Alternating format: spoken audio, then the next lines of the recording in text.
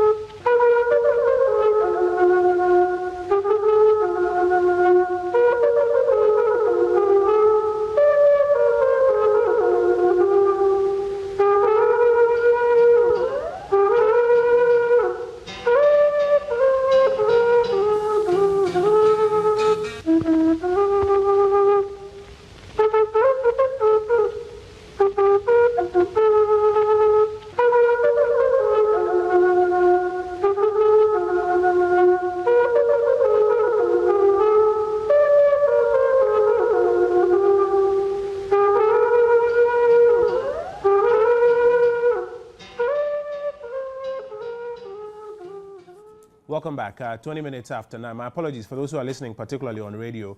You couldn't hear the audio that we wanted to share with you about that piece. I'll take you to Parliament shortly where the transition took place, but let me introduce my guest to you. To my immediate or to my extreme left is Nana Komia. He's the Director of Communications in the opposition New Patriotic Party.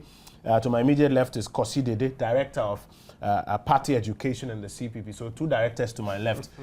To my right, my immediate right, Haruna Idrisu is the Minister for Communication, and Abdul Malik Kwekubako Jr. is the editor, the publisher of the New Crusading Guide newspaper. Gentlemen, good morning. A solemn discussion we're having this morning. I want us to start with some general comments on all that has happened this week from Tuesday afternoon when the news broke through to the transition and even up till now as the new president has started over a few duties. Nana Komia, let me start with you. Well, it has been, let me say, good morning to your listeners. Let me wish them a fruitful weekend.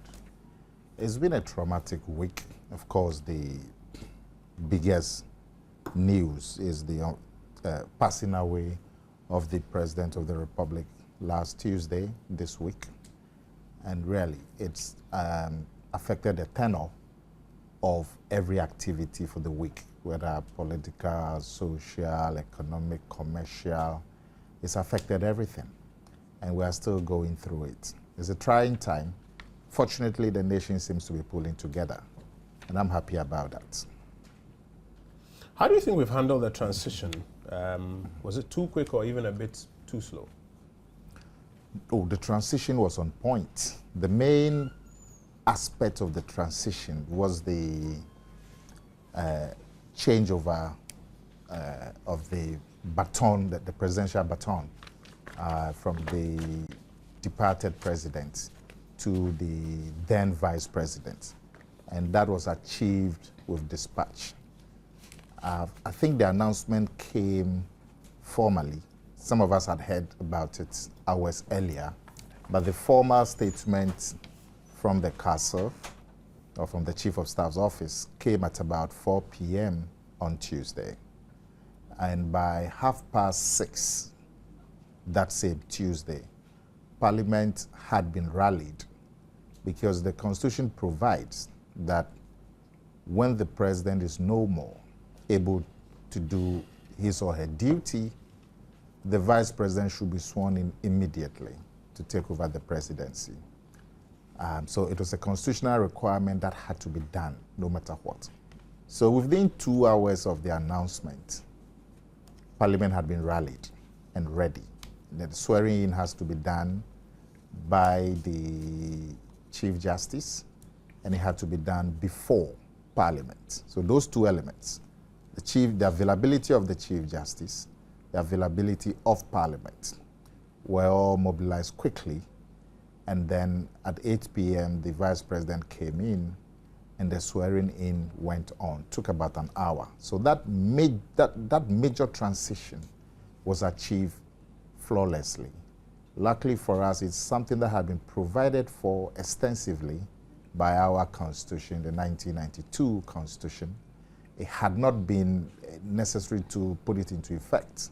And this was the first time that it had become necessary, that particular provision, and it was done with dispatch. I was somewhere in my constituency when I heard the announcement that Parliament was being recalled. I immediately stopped whatever I was engaged in and rushed through, and I managed to get to Parliament just a little after 6. All the colleagues also were engaged in all kinds of activities because Parliament had stopped working at about 12 o'clock that day, and people were engaged in their own activities. But they managed to stop everything and rush back to Parliament. I remember speaking to Mr. Dan Boche that evening, and he said he was in his constituency and he wasn't sure he could make it. I said, well, you try. Don't break the traffic rules, but you try and see. If you're not able to make it, at least it will not be for want of trying. And then he managed to be there. I spoke to him at about 5 p.m. He managed to be there before 7. So it showed you how the institutions rallied together to achieve the transition. So that major transitional constitutional requirement that signaled the transition to ensure there's no power vacuum was achieved, and it's a credit to our Constitution, to our institutions, to our political system, and to the nation. Because beyond the technicalities of the transition, what do you make of how we have, as a nation and as different blocks, government blocks, political blocks, other civil society groups, handled the events of the last 3-4 days? Yeah, I think technically, if you look at the fact that apart from those in Parliament and the fact that the Constitution made provisions for those how to go about the process, for those in civil society and the media, there are clearly no laid out guidelines in terms of such a situation. But I am really impressed by the way the media conducted itself and by how civil society conducted itself. And I think it's given a lot of credit to Ghana as a country and to all of us as a people.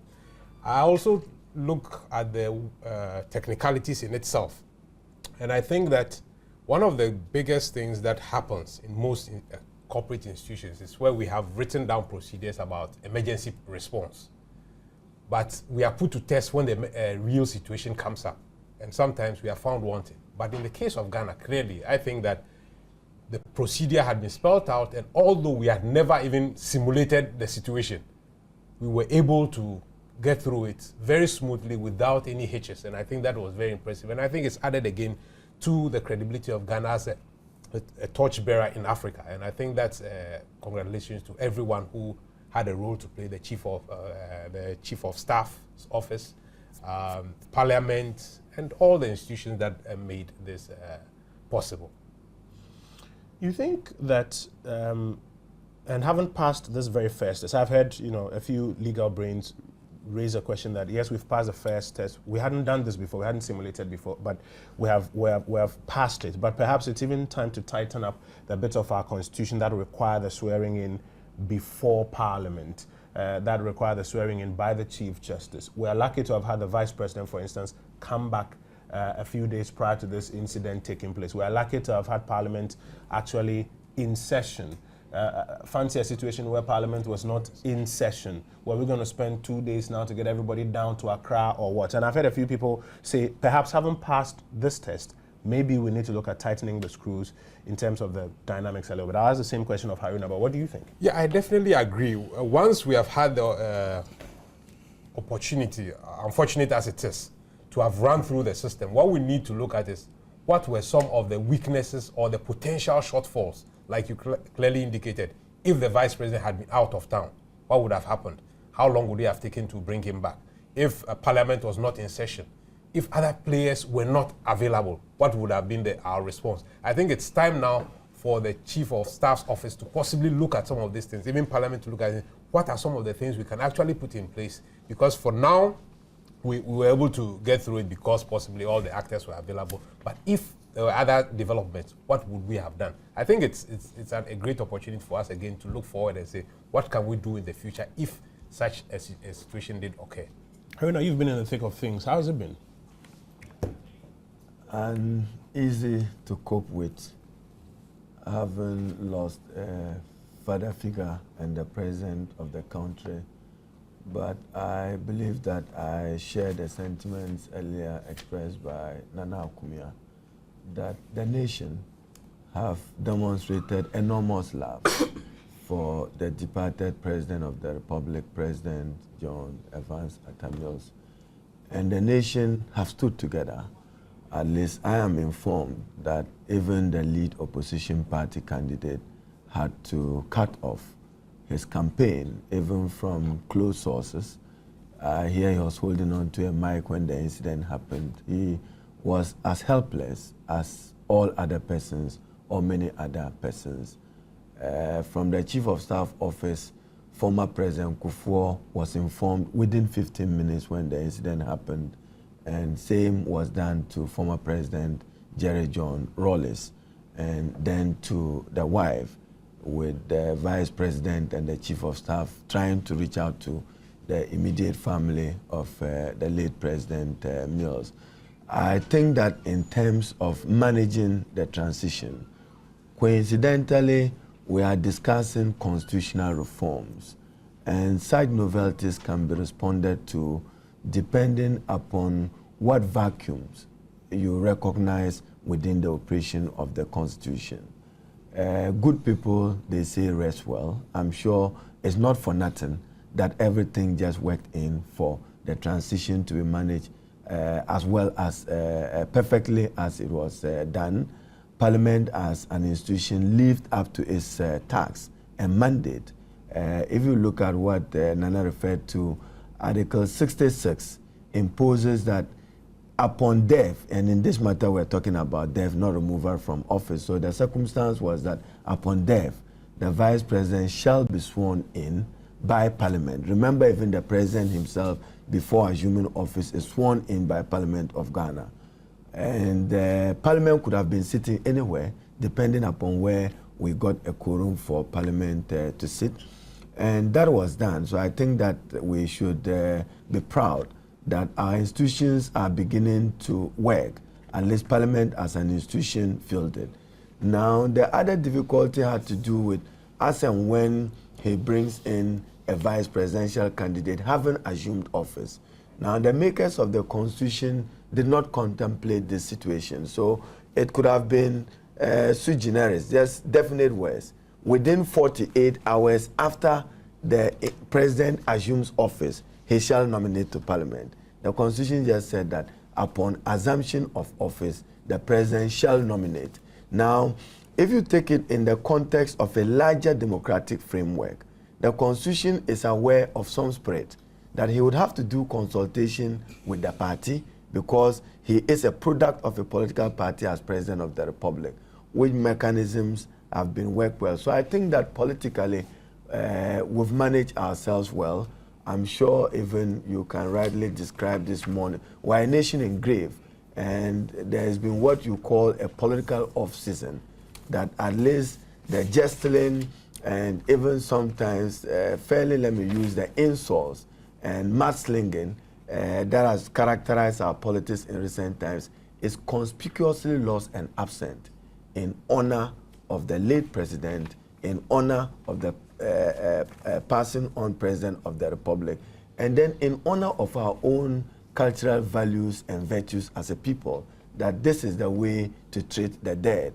And for us, you are always reminded that I'm minded by a saying of a grandmother that when people see the dead and weep, probably the most far-reaching guide is to be aware that someday you would also be lying in the same state. That probably should be part of the many reasons why you are in tears, not just grieving out of the loss. So I think that we can say that Ghana's democracy is working. In many other countries, this would have been a major challenge. We did not have a constitutional crisis. I don't think that we'll have any. And I think that when the second leg is completed, then we get him eventually buried. The date of the funeral has been announced.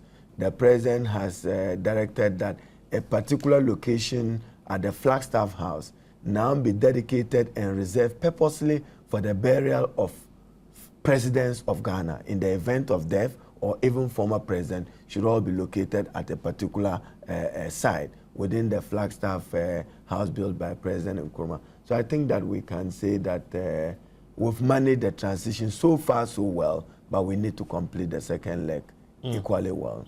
And while we, hope and wait to complete the second leg, for some of those who are issuing pointers or, directing us to look at perhaps the possibility of tightening some of the little bits of the Constitution or, ensuring that some of the modalities, and we hope it doesn't happen again, but are better handled next time if, unfortunately, it does happen again. What do you see? Are those genuine calls, or perhaps this is able to handle itself? The Constitution and every Constitution is not a perfect document. Law itself responds to particular need. And I think that I'm minded to agree with those who think that we may want to strengthen the aspect of the Constitution. But don't forget that you must read the Constitution as a whole. Some theorists may think that there's a vacuum of a vice president. In context, yes. But if you look at the structure, even where the president was alive, it gave you indication how that vacuum was filled. You have the Speaker of Parliament, you have the Chief Justice of the Republic, all taking a hierarchical stand. But I think that we may want to re-examine the Constitution, and it may even affect the political party constitutions, because no party anticipated such developments. And now, if you have presidential or parliamentary candidates die, within the constitutional provisions of our political parties and the national constitution, there definitely is a lacuna in responding to that challenge and difficulty. We've been very, can I say, technical and structured in how we've handled this so far, but it's not lost on anybody that there are human beings involved who were, close to President Mills. The Chief of Staff is, one person who I haven't heard many people comment, but if you listen to how things have played out, it sounds as though he did a terrific job during these difficult moments. And, many of the persons behind the scenes who've been helping to get this train moving on. How has it been behind the scenes? Maybe publicly, but I think that when we met as a group, everybody commended him, even how he managed the final minutes of the late president was commendable. In terms of the bevy of medical doctors that they got into the ambulance to do what they could do to possibly save the situation. And I recall that he had a number of ministers went to support him at the castle as he got the Chief Justice ready, first of all to find out whether she was also available in the country and to perform the duty that the Constitution imposed on her, and then also to get Parliament informed. And quickly, a meeting was arranged between Madam Speaker and the Chief of Staff, and formal correspondence went to the office of Parliament. I'm sure he's been commended, but publicly we may want to acknowledge it. But he went through very difficult times. I mean, I was in a public gathering with both the Vice President and the Chief of Staff for the inauguration of the Brand Ghana Council. Minutes after the completion of that program, that we all got the shocking and sad news that the President had passed away. I mean, immediately, all of them broke down, including the Vice President. It took some time. There were even discussions as to whether the Vice President will have the composure as he demonstrated when he appeared before Parliament. But between those hours, I'm sure that the emotions were managed. And I think that we owe it to commend ourselves as a country. Wherever there are needs to improve the Constitution, we should not hesitate to do so. Kweku? Yeah. What else can one say? I believe my colleagues have said it all. But for me, beyond what my friends have said, which actually reflect my mind, the two things that show, because it's important for the President to show that he's in charge. And I believe, for starters, he has indicated that he held a cabinet meeting on the his first day in office. The newspapers, especially the state-owned media, put it out there. We could see that here is a new president in charge with his cabinet. And then, more significantly, the security chiefs called on him the following day. Of course, incidentally, he happens to be the current chairman of the Armed Forces Council and the Police Council.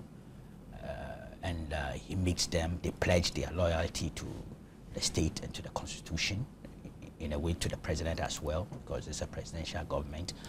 It indicated that, yes, in terms of continuity, stability, and consolidation, as a nation, we're doing exactly what the constitutional regime should require of us. Those in panic, for me, was good. We've had a checkered history in terms some years ago, but there was no sign of panic, no sign of uncertainty. Everybody was focused on ensuring that we operationalize the Constitution. To that extent, I think we've just enhanced our democratic integrity as a nation. But I'm still a bit worried in terms of the vacuum that exists relative to the position of Vice President.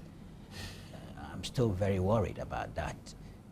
And I suspect, I may be wrong, that perhaps because of the complex mix that we are confronted with at this stage, relative to the party, the NDC parties,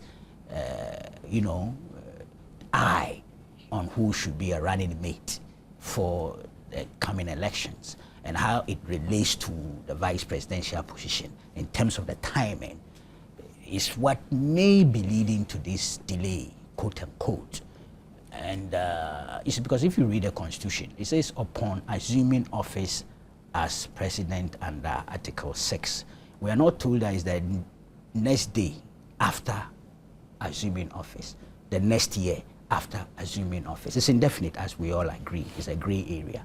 But then we ought not to also make it unduly protracted.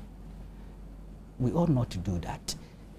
I'm not sure it goes with the spirit behind the Constitution or what the framers of the Constitution were thinking. I can understand that there's a peculiar challenge, as I said, the mix, the interrelationship between the party, government, and the elections and all that. But the nation cannot be built on basis of those parameters. You understand? Yes, we cannot. So perhaps this is the first experience. I would excuse the delay, but I would hope that sooner than later, we would have a vice president in office through the appropriate constitutional means.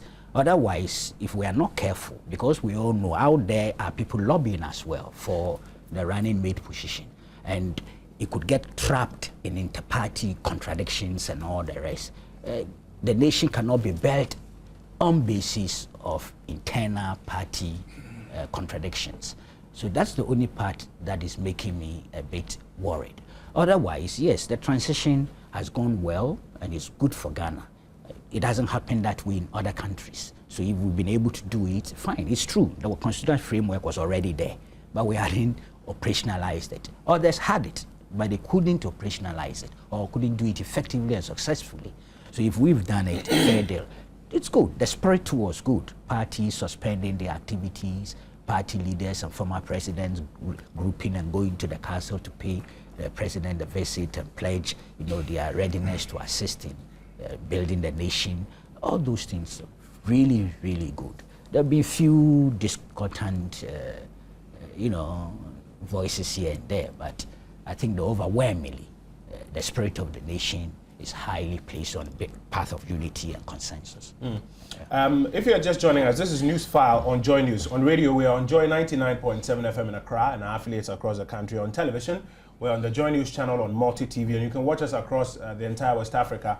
And even beyond that, online, you can listen to us on myjoyonline.com or watch us live on multitvworld.com/streams. We are first talking about the transition so far. We will talk about the president's health and how it was or was not handled, even the discussions around it in the public domain, as we, even in weeks past, tried or maybe failed to do right here, even on Newsfile. We'll talk about the man Mills and his legacy, and then finally we'll talk about the politics behind all of this. Just as we finish off with the transition, and let me ask you, and when parties are selecting, or when candidates are selecting vice presidential candidates, often you hear the a major argument being made about a certain national balance. If it's from the south, then get a northern candidate. If it's from the north, get a southern candidate. You sometimes hear about religious, mentioned here and there. Does that necessarily mean that persons who are selected as vice presidential candidates or people who become vice presidents are persons who, in their own rights, have all the arsenal required to run the ship of state that we'll all be comfortable with? Or they may become, like the Americans say, persons who are just a heartbeat away from the president, who may just end up with greatness thrust on them? Thank you, Kojo. Before that, just a quick comment on the earlier discussion you had about the possibility of the need for a constitutional change to accommodate some of the scenarios that you painted, if the vice president was not in the country, and so on and so forth, if parliament was not in session and so on. I don't believe that you need to tinker with the constitution at every major event. We've had situations in this country where, because a sitting president did not agree with his vice president, they sought to change the constitution because of a personal disagreement. Fortunately for us, that effort was aborted. The constitution is a living document. The American Constitution, for example, is over 200 years old. There have been momentous events in American political history. But if you look at the number of changes to the Constitution, very, very few. And if you're going to change the Constitution at every major event, you would have a document that is not going to have the kind of integrity that the Constitution should have. In our Constitution at the moment, I think it's my brother Haruna who talked about the hierarchy. It provides for the president, in the absence of the president, the vice president. In the absence of the vice president, it provides for the Speaker of Parliament. And then in the absence of the Speaker, it provides for the Chief Justice. So there's a four-tier hierarchy. So if the president dies, and the vice president is not immediately available, let's say the vice president was in China and the president dies, I mean, a jet flight to China takes maybe 1 day. In the absence of that, or during that 1 day vacuum, there's the Constitution provides for the Speaker of Parliament provides for the Chief Justice and so on. So the provisions as they are should be able, with common sense, we should be able to deal with any of the exigencies that you painted. I am a little anxious about tinkering with constitutions because there has to be a document that should have integrity. And if it can be changed at any whim, it loses that integrity. Now, the bit about the choice of the vice president currently, and even by parties in general. Yes, the Kweku is a little anxious about the delay. I am not that anxious. I believe that the party needs to take some time. We should grant the NDC party some space. In the case of the swearing of the president, there's no space for debate and consideration. There's a sitting vice president. You have to swear him in. So you are not now going to subject it to any other consideration.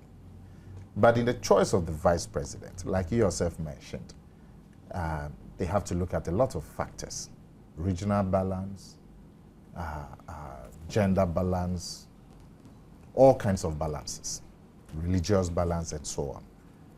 Also, in this particular instance where the person is likely to be the running mate, assuming John Mahama eventually becomes confirmed as the presidential candidate, the person who is the vice would become the running mate. It would be a little untidy to have somebody being chosen as the vice president and another person going to be chosen as the running mate.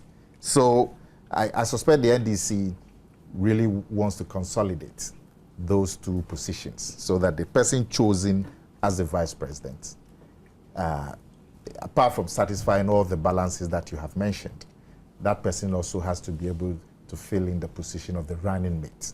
So they will have discussions, there are various interests and so on. And I believe we should give them the space. The problem I have with the NDC itself, I don't know if you come to it later, but the problem I have with the NDC itself is their own behavior as a party within this 1 week period. Immediately John Mahama was sworn in his very first statement to the nation through Parliament, he called for a 1 week mourning period at which flags should fly at half-mast. In that spirit, all social activities, commercial activities, political activities have literally come to a halt in the spirit of the 1 week mourning. If you take the NPP, for example, our presidential candidates in the Western region during active canvassing stopped immediately and took the next flight to Accra from Takoradi.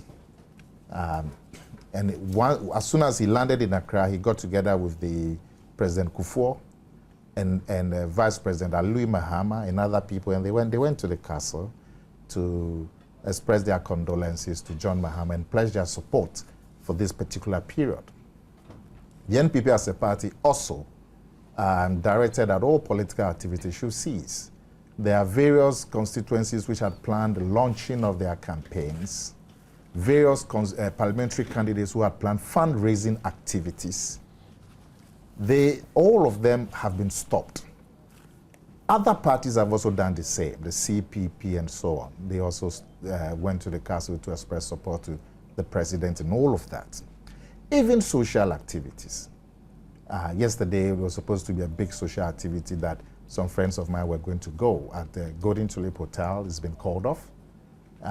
Today, there's going to be some award that I have been invited. I think it's radio and television. I'm sure you, Kojo, you'll pick up an award. I got that information this morning that they've postponed it because of the particular time that we are in. Even radio programming, regular radio programming, were suspended. Now, what does the NDC as a party do? They are engaged in partisan political activity. They go and hold a National Executive Committee meeting, at which meeting they selected the flag bearer for the elections.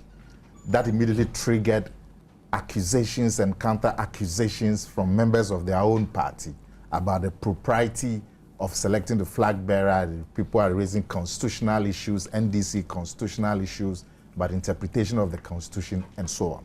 And it's filling the newspaper space. Beyond that, you've also had, because of that meeting, you've also had camps and groups within the party lobbying to fill the vice presidential slots. In all kinds, at least I've heard about 20 names. And it's either the grassroots for Victor Smith, or is the Alliance for Doa Jahu, or is the Volta U for somebody else. Is something that it's only Aruna Idrisu's name that I haven't mentioned. But everybody else is forming a 2-3-man group. Because he's from the north, that's why I'm sure his name has not been mentioned. But I've heard his name. But totally unnecessary. Totally. And so the party then had to issue a statement, I believe, that every political activity should cease. Now, I'm wondering, why can't the NDC, the biggest bereaved party in this matter, that they couldn't hold on for 1 week when the president had declared a 1-week mourning period at which flags should fly at half-mast? They couldn't wait for the flags to go up. They had to rush to this NEC meeting and then take this decision, which is triggering all kinds of internal political strife, which is fouling up the period. I'm very, very disappointed. Propaganda Secretary of the party, Victor Kwashigan, says these are desperate times. He calls for desperate measures. Johnson Asiedu-Nketia says it's a crisis season. It needs to be dealt with. So if they waited for 1 week before they announced the flag bearer, what the party was going to, and the general secretary, let me just finish with that. I heard the general secretary in response to a lot of the concerns that have been expressed, saying on radio that they are their party and they've done what they want to do, and if other parties can go hang, if other parties want to also start political activity, they can start. I mean, for a general secretary of the ruling party that all of us are supporting to get through this transition, the support we are offering to the president, this is what the general secretary goes to sit on radio and say, yes, we will do what we want to do if people too can go hang. Totally irresponsible. Kojo, I'm not sure that we should destroy the beauty of this grieving period as a country.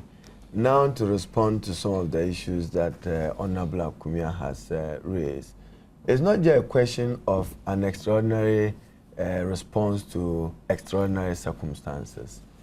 The NDC party was just responding to a constitutional obligation, which obligation necessitated the meeting of its National Executive Committee. Now, if you read Article 60 up to 9, it says that the president, after assuming office, shall determine someone and send him to Parliament for purposes of he being confirmed as a vice president. Now, you must come to the specific NDC constitution. It says that that person can only be determined in consultation with the National Executive Committee and the Council of Elders of the party. Imperative. So it was compelling. He cannot take that decision on his own. Two, the National Executive Committee was also coming to Accra to go and mourn with the first family. If I may just interrupt you, Yes. My reading of the NDC constitution shows that the constitution is silent on a situation like this where you lose a flag bearer. It's only Article 50, I think. I've been part, let me borrow Kweku's constitution. I've been part of the, in recent drafters of the NDC constitution. Help us. And I'm quoting that the party's presidential candidate shall nominate his running mate in consultation with that's National what you are Executive referring Committee, Article 45. So, but not the vice president. No, but for this purpose, I listened to you carefully. I'll respond to you. I listened to Nana Akumia carefully. We have one of two situations. One, for the president to determine a vice president who will help him to complete the unexpired term of President Mills, and also to determine a candidate who probably will go beyond the unexpired term to support the president on his 2012 election bid. So an imperative of the National Executive Committee meeting of the NDC could not be avoided. So we still mourn, we are still in grief, but we need to respond to a constitutional challenge. Which challenge is that this is what is in the NDC constitution. So he cannot just come to Parliament the next day or 2 days. And just to respond to Kweku, this is not official, but I am extremely optimistic but that by close of Wednesday, 2nd August, Parliament should be able to make a determination supporting whoever the president will nominate for purpose of vice president.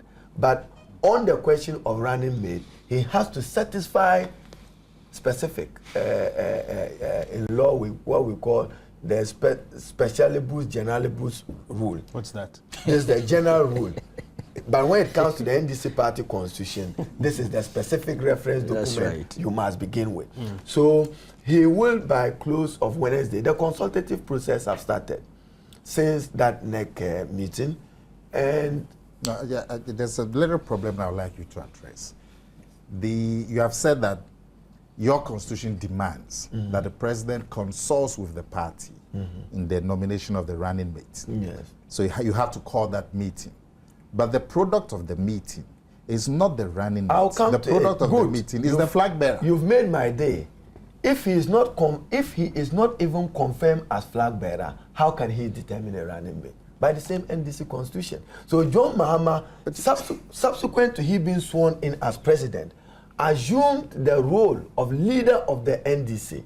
The NEC had to ratify that decision that he is now, by the NDC's constitution, the flag bearer of the NDC. You need to satisfy that before he can make a determination of a possible vice president to support him to complete the unexpired term of President Mills. And he must have that mandate before he can make a determination of who a possible running mate is. The question is, why didn't you wait for that 1 week period to pass? Unless what you decided was so essential within that 1 week. Once you choose not to be persuaded by reasonable arguments, you would not. But the arguments you are making is a little difficult to understand. I'm simply saying that there's an extraordinary situation. We did not anticipate this situation. And you can go back even to the NDC constitution. Provisions for the choice of flag bearer is long lapse. Let me read 44. The date and venue for the election of the presidential candidate shall be decided by the National Executive Committee, provided that such an election shall take place at least 12 months before a national election date, in case of when the government is in power, and 24 months in the case where it is out of power. So even specific provisions how to deal with the sudden demise of President Mills, this constitution of the NDC did not anticipate it. So you needed a National Executive Committee to now empower the president that yes, we have accepted you as our flag bearer. You say nomination. I sat through the meeting. What the meeting resolved, I mean, if you look at the NDC party constitution, there are structures. The president or the vice presidential candidate is a member of the National Executive Committee of the party. There were those who shared the view that why not fill in that vacancy as if you were just filling in a vacancy at the National Executive Committee of the party. Then other legal experts said no, there are provisions as to how a flag bearer must be determined.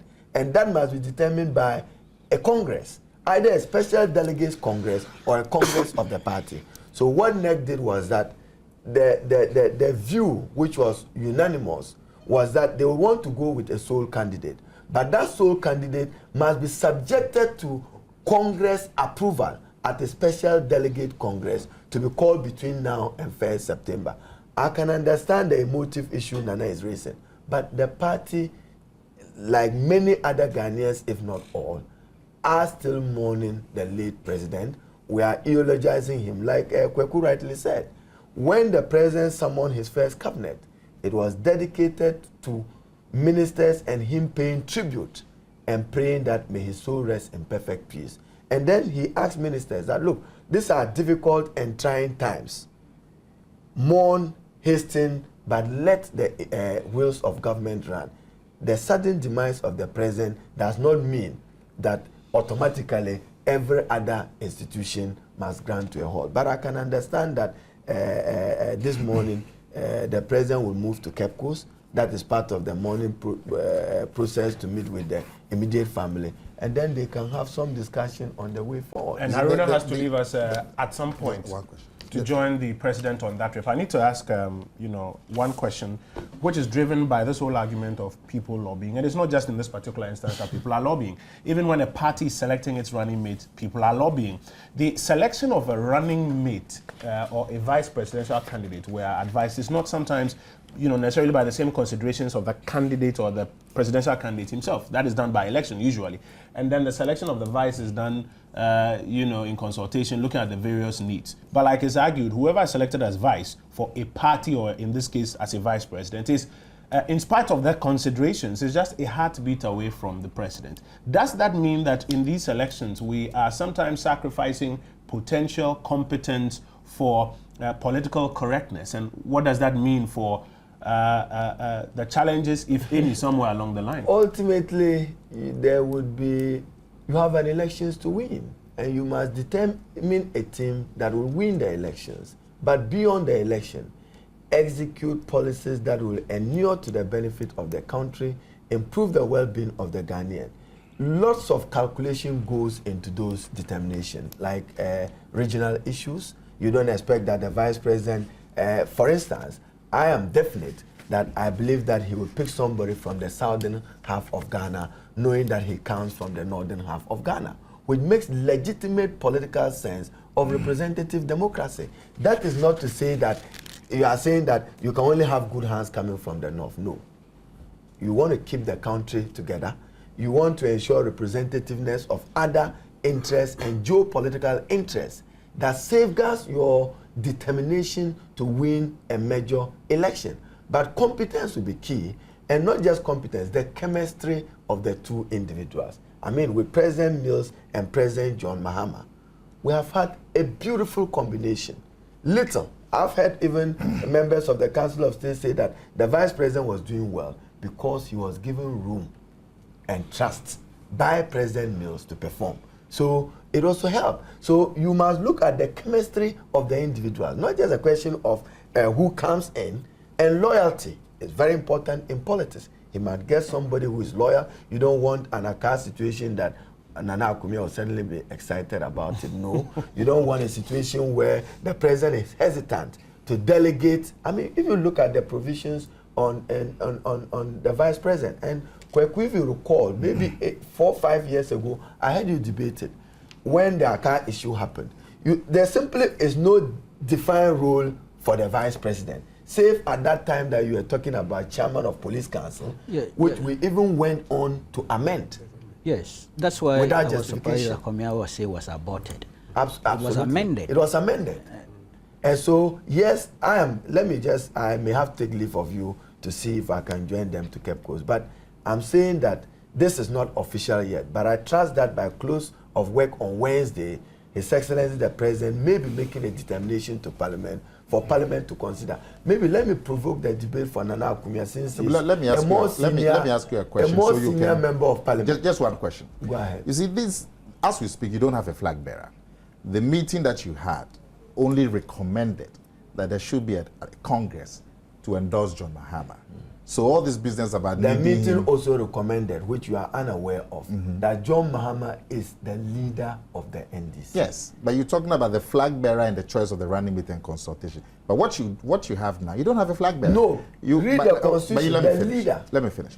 What you've done now is that you have recommended to Congress, which is going to take place in a few weeks' time, to endorse John Mahama. So until that happens, he's not a flag bearer. No. But Minister, candidly, are you happy with the situation where, because of that thing that you went to do, you have accusations from people saying you've acted unconstitutionally, and you have agitation for the vice president? Are you happy with it? There in this whole 1 week, in your party, maybe you've forgotten recent history. When you opened your flag bearer race, you had as many as 13, 17 beauty contestants. You've forgotten. Yeah, but why open it in the week of the morning? Was there no agitation? Now, let me just help why open it in the NDC week of party the constitution, Kojo, Article 50 says, where on any party matter, there is no provision in this constitution which deals with that matter, the National Executive Committee shall by regulations provide for that matter. So the NEC exercises a residual power conferred on it by the Constitution. So what NEC did was to meet and accept that John Mahama is now the lead. By virtue of being sworn in as president, he automatically becomes the leader of the NDC. And I'm saying that the consultative process have begun. Kweku is right when he says that this thing shouldn't stagger for a long period of time. It may even deepen cracks within the party. We may not be able to mend within 5 months, but I know that the president and the party will exercise good judgment in this matter. Haruna Idrisu has to leave us. He's going to try and join the President, John Dramani Mahama, and some other ministers of state as they head to former President Mills's region of the central region to console the family, to commensurate to the family, to speak to the chiefs there as well. Our reporters will be on that beat, and they'll bring us an update as that event unfolds. It's 7 minutes after 10. Haruna, you can take leave of us now. I want to read a few of the comments that are coming through on Facebook and by text, and then I'll give Kosi Dede and Kweku Bako an opportunity to have their final say on this transition bit of our conversation. Bruce from Takrady says, the maturity exhibited by former President Nana Akufo-Addo and the entire MPP fraternity in this period of sorrow and distress has so far been commendable. The unity exhibited by the entire country over the past few days has also been distinctively unparalleled. May the Almighty grant His Excellency President Mills eternal rest and forever bless Ghana. Clue Prince from Adenta says the difference between it says, what difference has Rawlings said, or you're trying to say what's different between what former President Rawlings said and what some of the pastors who were close to President Mills said. Chim Sam from Yendi says, I suspect foul play here. 1 week of mourning has been declared, and yet his party is so busy endorsing a flag bearer, forgetting the constitutional provision for vice president. Zion from WA says, President John Mahama is a Christian. He should consider a Muslim brother from the south. Kosi, let me let you have your say. You think it's inappropriate for the NDC to be having this conversation they are having, or as Haruna is explaining, they have to respond to the constitutional exigencies thrust upon them? Well, clearly, if I listen to the constitutional provisions he read out, one, there's a gray area that has been created, and clearly their neck is mandated to do some work in terms of their residual powers. And I agree with him that, look, politically, any political party faced with such a circumstance would have had to meet to deal or to try and resolve the problem. And therefore, I have no difficulty with what the NDC has done, because I think that, in all truth, you would want to also fill the gap quickly and put up someone who will not just be the vice president, but will also most likely be your running mate. In the next 5 months, I mean, you have no time to now put someone there as vice president and then go look for a running mate. Clearly, it would be politically unwise to do that. So clearly, I think that the NDC finds itself in a crisis where it had to deal with the situation, and I have no qualms with what they did. If it had been the CPP, we would have done something similar. I don't think we would have shied away from that. The real issue about selection of vice presidential candidates, again, where the Constitution clearly talks about balance and issues like that, is where I have a little reservation, because our politics has largely been reduced to one of ethnicity, and it's a growing thing. And I think that it is not healthy for the country, because we speak as though the country is divided into north and south, which is unfortunate, because largely our relations are economic. But where we tend to emphasize tribal and ethnic and religious differences, it only sets to divide us more. The real issue we need to be dealing with is competency. Who is competent to be vice president of this country? And once the basic needs of people are met in terms of food, clothing, and shelter, people are not going to be worried about whether the person governing is from the north, from the south, or from the middle belt. But we have sought to emphasize these things to the detriment of the country, so that people now think that if I am not included in there, then I will not get my share of the national cake. And that is the politics of patronage, which is being emphasized uncannily by our own political parties, and it is not proper. I think that the issue of competence should be at the fore. Ethnic, religious issues are secondary, completely secondary. And that is why all the issues happening around us, let's look at the world economics. The countries that are poorest are the ones where we have a lot of fights. All over the world, the poorest countries are where we have fights. Why? It's because our relations are all economic. So once people do not have enough, and people think that they are being denied of the little that they can have, they will resort to violence. And that is the problem. And now when you come even to the countries that are having all these fights, look within the countries and you realize it is the poorest areas too where you have more civil strife. It's all again because people feel they are being denied what they should have. When you go to our neighboring country, Nigeria, what do we see? The people in the north are fighting. And when people get starved of the basic needs, they will hide under all manner of things. And that is why people would then say, it is religious, it is ethnic. These are the secondary effects. Once we deal with the basic needs of people, nobody is going to be really bothered. I mean, I get up, I have food to eat, I have a place to lay my head. I'm not going to be worried about who is in charge of the country. Once I feel that I'm being treated fairly, I have no need to worry. So for me, the issue that all our political parties should be focusing on is competence. And let's de-emphasize the issue of North-South, because I think that we are threatening this country with a North-South divide, which is not helpful. And on religious issues as well, we should be very careful of what we are dealing with here. We should focus on competence, look out and say, look, who is best suited to sit? And the unfortunate incident that has happened should also let us realize that the vice presidents should not just be someone, a token. It should be someone who is also capable, because the Constitution clearly states it, that the person must meet the same criteria as a president. So clearly, the issue of Putin should not just be, let's look around who is from the north, whether it's, or who is from the south, or who is from the east. We should be very mindful of the issues at stake. We need somebody with the right competence, the right character to manage the affairs of the country. And therefore, we should not relegate it to an issue of balances and relegating competence into a secondary. I would not suggest that, yes, even though there's the ethnic and religious, need that must be considered, competence is not being sacrificed. Pardon me? I would not suggest that, even though there's the need to look at the national picture, competence is not being sacrificed. Yes, but if you listen to the arguments, you realize that paramount for them is balance.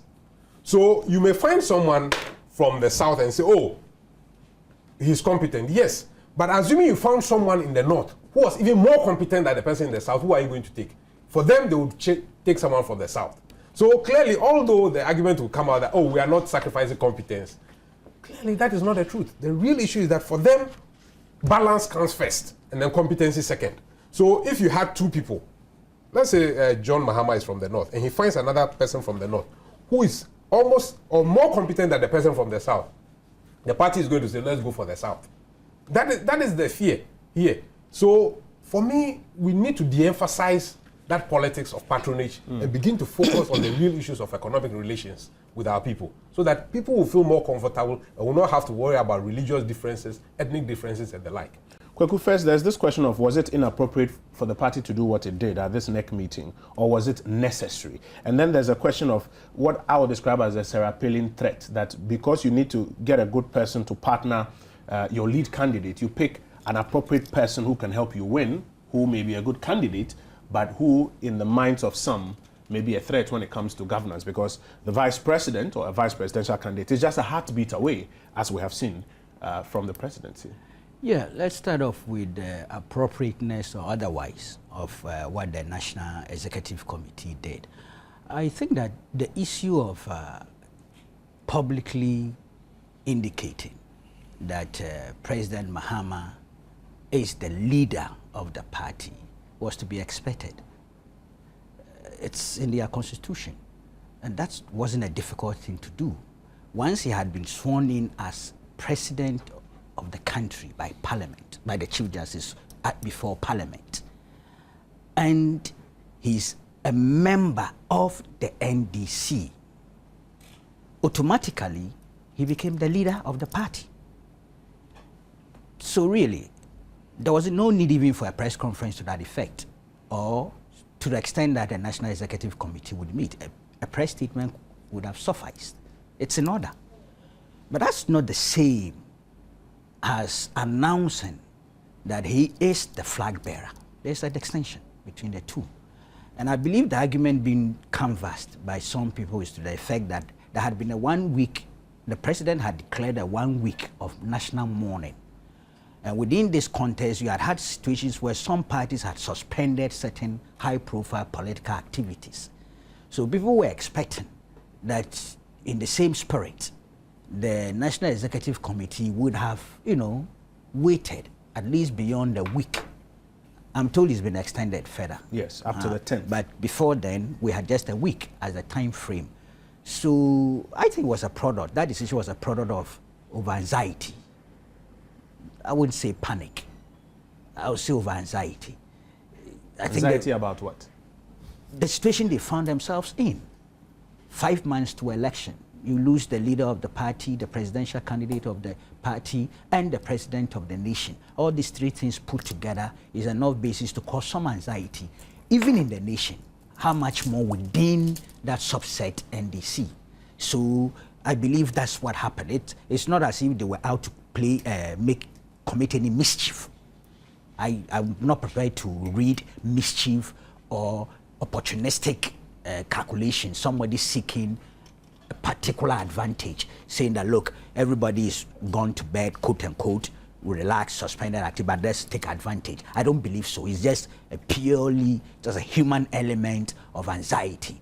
Here we are, unduly challenged. Let's quickly do something about it. Because honestly, it makes political sense to make the former vice president, who is now president, the presidential candidate. Politically sensible thing to do. And I believe the overwhelming majority of the party, in terms of their delegates platform, would have gone in that direction.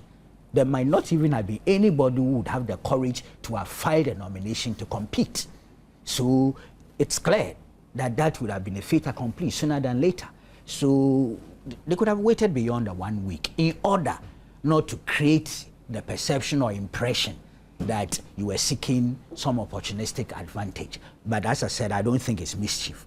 So you can point it out so that it's a wake-up call of some sort, but we don't have to overstress it and make it a basis for a political debate. And I unfortunately heard Mr. Akomian make a point, and then Asedun Ketia came in and widened the scope of the discord.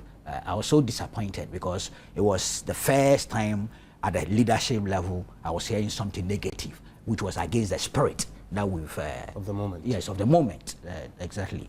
So to that extent, I'm not sure. I think they could have waited, particularly when they told us that the Special Delegates Congress would meet 1st September to endorse the flag bearer. It means that there's some time frame relative to that aspect of the thing. But as I said, it's because all this is also because of the vice thing being linked to the running mate thing. It's a very peculiar challenge that they face, and all sorts of things are happening.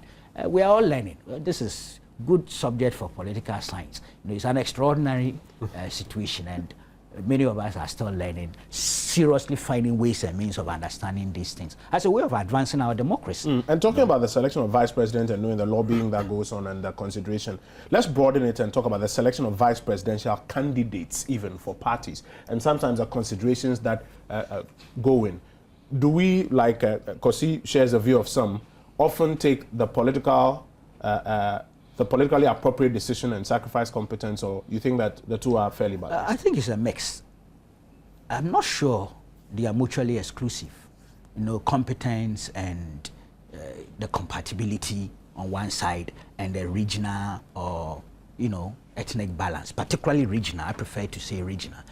Because look, if we go into the constitution, and I can see where my brother Kosi is coming from with his very nationalistic, all-embracing approach. But the directive principles of state policy gives us a clue to why these things happen. This country is how many years old? 50-something years old. We've had all sorts of problems and challenges as we're building this nation. So in terms of nationhood, there are a lot of challenges still. I mean, even in recent years, haven't we had ethnic infernos here and there, chieftaincy disputes there, regional imbalances and all the rest. So we are not actually yet a complete nation in terms of the national consciousness. And I believe the framers of the Constitution were looking at all these things. I mean, if you look at Article 34(5), it says the state shall actively promote the integration of the peoples of Ghana and prohibit discrimination and prejudice on the grounds of the place of origin, circumstances of birth, ethnic origin, gender or religion, creed or other beliefs. Then 6, towards the achievement of the objective stated in clause 5 of this article, the state shall take appropriate steps to A, foster a spirit of loyalty to Ghana that overrides sectional, ethnic and other loyalties. B, achieve reasonable, and I stress reasonable, regional and gender balance in the recruitment and appointment to public offices. Of course, president is the highest level of public office. So here we are, we recognize that we are a nation, we are trying to strive to be bigger and stronger, but in the processes, we still have the ethnic, religious, regional, sectional things that we should find ways and means of managing skillfully to build into a wholesome entity. And in the process, look, I and him, and I believe all of us here, are above that level. So we wouldn't mind whether a party has two people from the same ethnic group or even the same region or the same area. We wouldn't mind. But how many people out there would not read some mischief into it? Or if they wouldn't read, others would take advantage of that and create conditions for people to see that mischief. So a way of curing it, preemptive cure, is to make sure that there is that balance.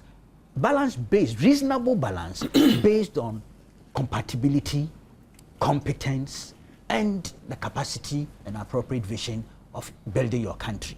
To that extent, yes, it's a slow process, a very painfully slow process of evolving a nation.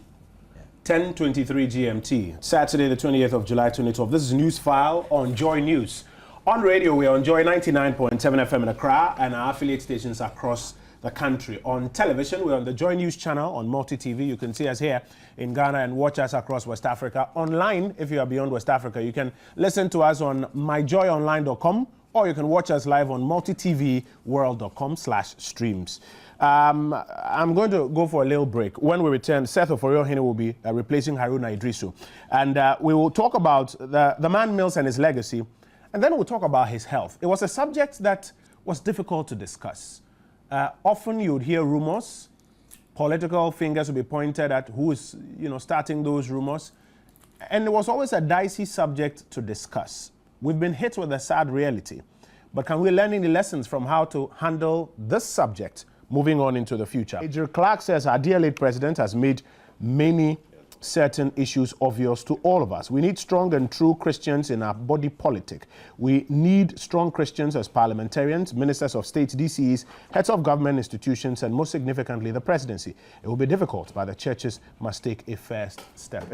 I think what you're trying to say is that we need spiritual people, because as I'm sure you are aware, our nation has diverse religious interest. David Desmond Techi says, why should people fight for the vice presidential slot while we mourn males? Some people are just heartless. Prof, rest in peace. Asarimate from Odumase Krobo says, President Mills was the pole on which our peace flag hung. May his soul rest in peace. Mahamadou from Bimbila says, the late President Mills was an example beyond compare. May the Almighty Allah give us more of his kind in our homeland, Ghana. Alhaji Yabua from Wa says, life is a perfect product of God, and you can't gain a single breath in addition when your time is up. No diminishing returns in life. Sedem Bekle says, Professor J.E. Mills is a true definition of peace. Dave, and he says, Professor Mills was a great man. I have still not recovered from the shock of his death. I never got the opportunity to see him in person, but I greatly admired his leadership style. Prof, you'll always be in our hearts. Pa Willie says, it's sad Mills could not make it to the polls in December. The people around him should be held liable for his death. They urged him on, even to the peril of his life, just to make something for themselves. James Asogbere says, while mourning our late president, let us come together and help President John Mahama in the smooth administration of the country. We've talked about the transition. We're going to talk about the subject of the president's health. Did we handle or fail to handle it well? There have been comments and retractions. It's a sensitive subject that, and I must confess to you, everybody's been a bit embarrassed or shy about. It's been uneasy talking about it, but now we've been hit with the unfortunate reality in our face. I'm going to start with you, Kosi. Did we handle or mishandle the subject of the president's health, even in seeking to discuss it, even in seeking to raise questions, even in responding to the questions? Did we? Could you, in the context with which we are going to hold this discussion, it may sound a bit unfair because people may think it's a critique of their acts of omission and commission. But I think that we need to look at it in the bigger picture of an employee to the highest office of the land in the country. For most of us who are engaged in works, we clearly appreciate that your health condition is one of the prerequisites for getting the job, or your health examination is part of the prerequisite for getting the job. And I think that it should be similar for the office of the presidency. in that there must be some level of disclosure. We are not saying that the doctor's details of what you are suffering from and all that should be made public, because that is not what happens in ordinary employment either. But some level of health checks are important, because, I mean, God forbid, but even green leaves fall. We say, I mean, you could be healthy and fall and die tomorrow. But the nation needs to know generally what is the health condition of the president of the country. I think that on this particular issue, maybe because, again, it's not happened before, we were unsure how to handle it, and because of our own style of politics, where some people were felt that, look, he must resign because he's not well, didn't help in managing the problem. But I think that going forward, there are hard lessons that we have learned. It is important that there is full disclosure. Full disclosure in the sense that we need to know, oh, the president is not well.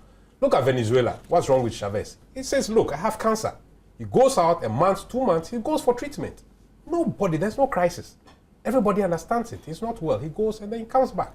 So because there's open disclosure, it doesn't put any stress on him, because everybody knows he's not well, he's going out for treatment. But I think that the way we handled it even put some pressure on the late president, because then there had to be open denials, which I don't think helped him emotionally. Everybody else around. I mean, if we take a picture of the president in 2000, even as later 2009, and compare it to just before his passing, I mean, anybody could clearly appreciate that there was something wrong. So I don't think that open denials helped him emotionally. And I think that all of us must also learn not to play politics with the health of a president, in the sense that if he's not well, he's not well, he's human like anybody else. And therefore we should not say that, because he's not well, he must leave office. That is not the position of the Constitution. So clearly, unless the health condition is such, it impairs him from carrying out his functions. If it doesn't, and it's just anything like malaria, terminal illness, cancer, yes, but he's not bedridden, he was still, and I think that alone did not allow him to open up and therefore be able to take the time off to go for treatment as may have been required. And I think that is a lesson for all of us following what has happened. And we need to sit down and say, look, it should not be anything to worry about. Once there's food, yes, he's not well, he's going for treatment, just like any one of us. I think that, for me, those are the hard lessons we need to learn as a nation, not to seek to say that because someone is not well, he's not fit to be president. Clearly, that is not true. That is not proper. So we have suffered a loss. And I read one of the statements from one of the civil society groups that says that when we are done with this period of grief and mourning, we will still need some full disclosure on what was known and on how it was handled and on how to do it better, should we have another health challenge with, you never know, which other of our senior state persons. What do you make of that? I definitely do agree with that, because, like I'm saying, there are lessons we are learning as a country. We've never had a sitting president pass away in office. This is the first time. We've never had a sitting president have maybe some level of protracted illness. So it's new to us, just like the transition and everything else. So the questions we all need to ask ourselves genuinely is to say, how do we go forward from here? If in the future such a thing happens, what do we do? Let's say, yes, the president is not well. He will be going for treatment every 1 month or every 2 months. Everybody knows it. And it's not like there's a vacuum. There's no vacuum created, because the president could still think, he could speak intelligently, all that. And that we put unnecessary stress on the person to be openly denied when it's clear, or, I mean, from the physique, that he or she may not be well. So I think I very much agree with the civic society's calling that we need to learn lessons from here and say, look, what do we do in the future, so that we do not put unnecessary stress on the persons we put into office as presidents. Clearly, it's important for all of us. Seth Ohene is just joining us on Newsfile. Seth, good morning, and thank you for replacing the Honorable Haruna Idrisu on our show.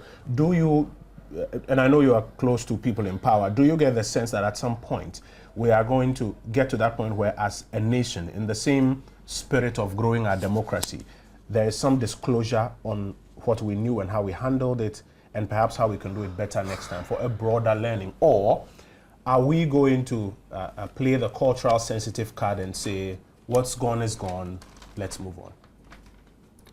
Well, I think best practices in modern democracy calls for full disclosure. However, looking at our Ghanaian context, it's very, very difficult to call for full disclosure at this time, because the health issue became a matter of a serious political discourse. and you can see how sensitive it is. Look at the founder of our party when he made a comment and just talked about the cancer. You saw the response from, and I think he has issued a statement saying he apologizes to his family if what he said they took it as offensive, and that he thought it was not offensive. So you can see the sensitive nature of it. Myself, when you introduced that topic, I was not comfortable because whatever you say, you will be held responsible. But I think modern best practices in modern democracies call for full disclosure. That is all that I can say. Kwehu,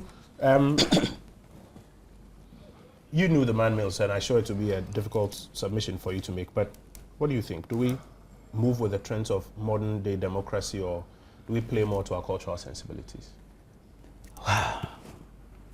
You know, yes, I was one of those who imposed a certain code of silence on myself relative to the subject of the perceived ill health of late former president. I did so, yes, because of cultural sensitivity, but also because, and more importantly, because the issue was politicized in a manner that was negative.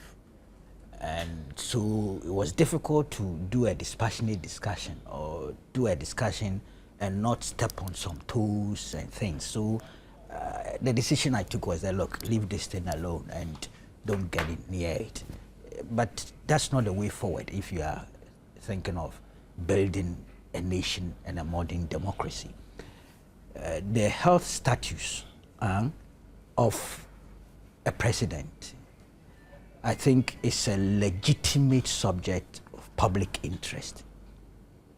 The health status, when the person has become president. In our constitution, when he's seeking to be a candidate, and what is stated there, they are not talking of his health. There's nothing of that sort, the requirements. But whilst they are in office, if there's any sign of physical and mental incapacity, the Constitution finds ways and means of interrogating the issue.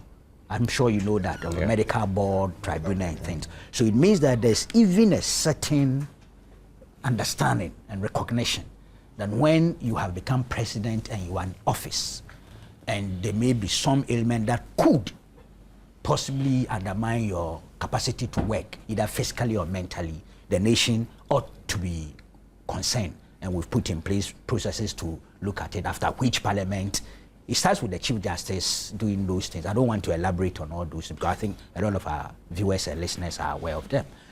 So it shows that that subject is not entirely a taboo subject, and that it, as part and parcel of our democratic governance, we ought to now bring it up in a way, disciplined, decent, responsible way for the future.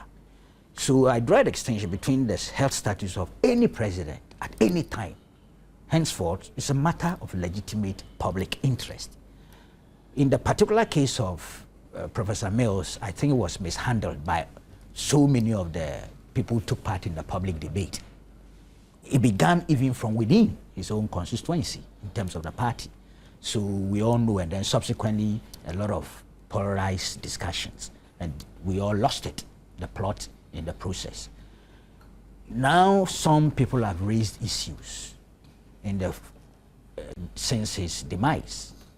Was it properly handled? We all know, you know, it's difficult, as you said, it's really difficult for me. And I can see that there are some people who are feeling very emotional about this matter because they are perceived as those who were around the late former president. So when you make a critique of that, and that's part of the problem Mr. Rawlings is suffering. Just jump on, the time, in my candid opinion, the timing and some of the things he said, if I were him, I would have waited. So that's where the problem, but otherwise, he raised a very serious issue. Yeah, but the other issue is that his, what we say, his spiritual father or his pastor has also raised similar issues. No, he's denied. He's subsequently denied that he's the source of that interview. I have a copy here. He never granted that interview. He's asking all websites. That's a that TB have- Joshua yes, story. who have put that thing out to quickly delete. That's what he's done. I brought a copy of his statement here, you know. But Mr. Samokujo too also raised certain issues, not the same, but similar. That's lawyer Sam Yes, Okujeto, yes. a former Ghana Bar Association. An eminent Ghanaian lawyer raised the question of the handling and the transparency that didn't come with the matter, you know. So I'm beginning to think that we ought to look at those things. But let's disintegrate the issues, or let's Sure. attempt to. Sure. Are we saying that those who sought to ask questions didn't ask it well, or those who sought to answer the questions didn't answer it well, or those who didn't ask well then caused those who were answering to, you know, tell us all was well when, I mean, what are the It's real a nitty-gritty combination issues? of all Yeah, those things. both sides. It's a combination of all those things. groups. For instance, how the beginning, that text message that came out, the early days, which apparently emanated from Mr. Spiogabra. He said he sent it to the founder. So when it became public, it wasn't him who was responsible for publicizing the contents of the thing. The Daily Guide intercepted it and put it out there. And subsequent to that, if you recall, the member of parliament for MTN also publicly, at that time the good professor was in the South Africa, and this gentleman made a public statement to the effect that the party should hold an extraordinary congress to elect a new flag bearer, because he didn't think the professor would make it. He did make it. So if you raise the issue in that manner, it was a political color to it. So from within, it was even a source of agitation and irritation. And then it comes out of the party itself onto the public domain, where all of us, I didn't discuss it, but everybody else was talking. And yes, cultural sensitivity, political capital, you know, propaganda, distortions, all mixed up. So whilst we could have discussed an issue in a dispassionate manner to advance public interest, we didn't do that. I blame also people who were defending the late former president as well. In some of the answers, they were quick to emotionally react. They saw it as an offensive thing. Anybody would raise it. Look, Akufo-Addo issued a statement to wish President Mills well and to hope he would go to the US and come back. There was a term that he said medical treatment. That was seized upon, and he was castigated and accused of mischief. This is only recently. If you handle the matter that way, then others are even scared to come near it. Clearly, sentimentally, he was wishing his president well, our president well, and hoping that whatever it was. Today we are told that he had gone to the US a couple of times. There were certain medication being applied. The Reverend Amu Daku, member of the he used the council, word yeah. that after checkup, he used medical checkup, but he said there were 3 or 4 things had been identified, and he was undergoing medication. Okay, that's a fact. That's And a that pointer he to the has to fact go that, to Pedrasilo to take see? a rest. yes. So here we are coming around to admit that indeed, and Kusi was right to say that you could see there was a little problem. But you see, you can get sick, get so sick, and yet recover. Yeah. I nearly died. January 2008. At one stage, everybody thought I was a goner. And you should have gone on the net to read what was being read. Some say that no, I should rather be taken to Panta for things. It's all there, but I recovered. Okay, so yes, we are never able to say that because one is ill or sick, then it's terminal. You never can tell. There are always some miracles do happen. So I was not interested in people saying, oh, he's dying or he was going to die. But that he wasn't well, that we could have admitted. And we could have then, even on that basis, give him a longer period of rest. He could still be president. Yeah. He could still have remained in office as president. I think that would have been the best This option, matters, actually. perhaps we would discuss it properly and more seriously after the funeral. You know, you've raised it here, so we are forced to make some few comments. But this is a matter of public interest that ought to be discussed, but not as looking at only one person, the former president. No. That would be also inappropriate. Yeah. It could come in because it's a classic example and things, but it should be generalized so that we move forward. with this particular subject. Otherwise, perhaps all of us contributed to my own For silence. example, My silence could have been also contributory. Why didn't you have the courage to launch the issue and do it in the way that you think others should follow, so that we're all guilty in a Seth, way? you wanted to say something? Yeah. I think, for example, if you listen to Reverend Dr. Amudakun very well, then something went wrong there. If the medical advice was he should rest, okay. No, he's corrected that.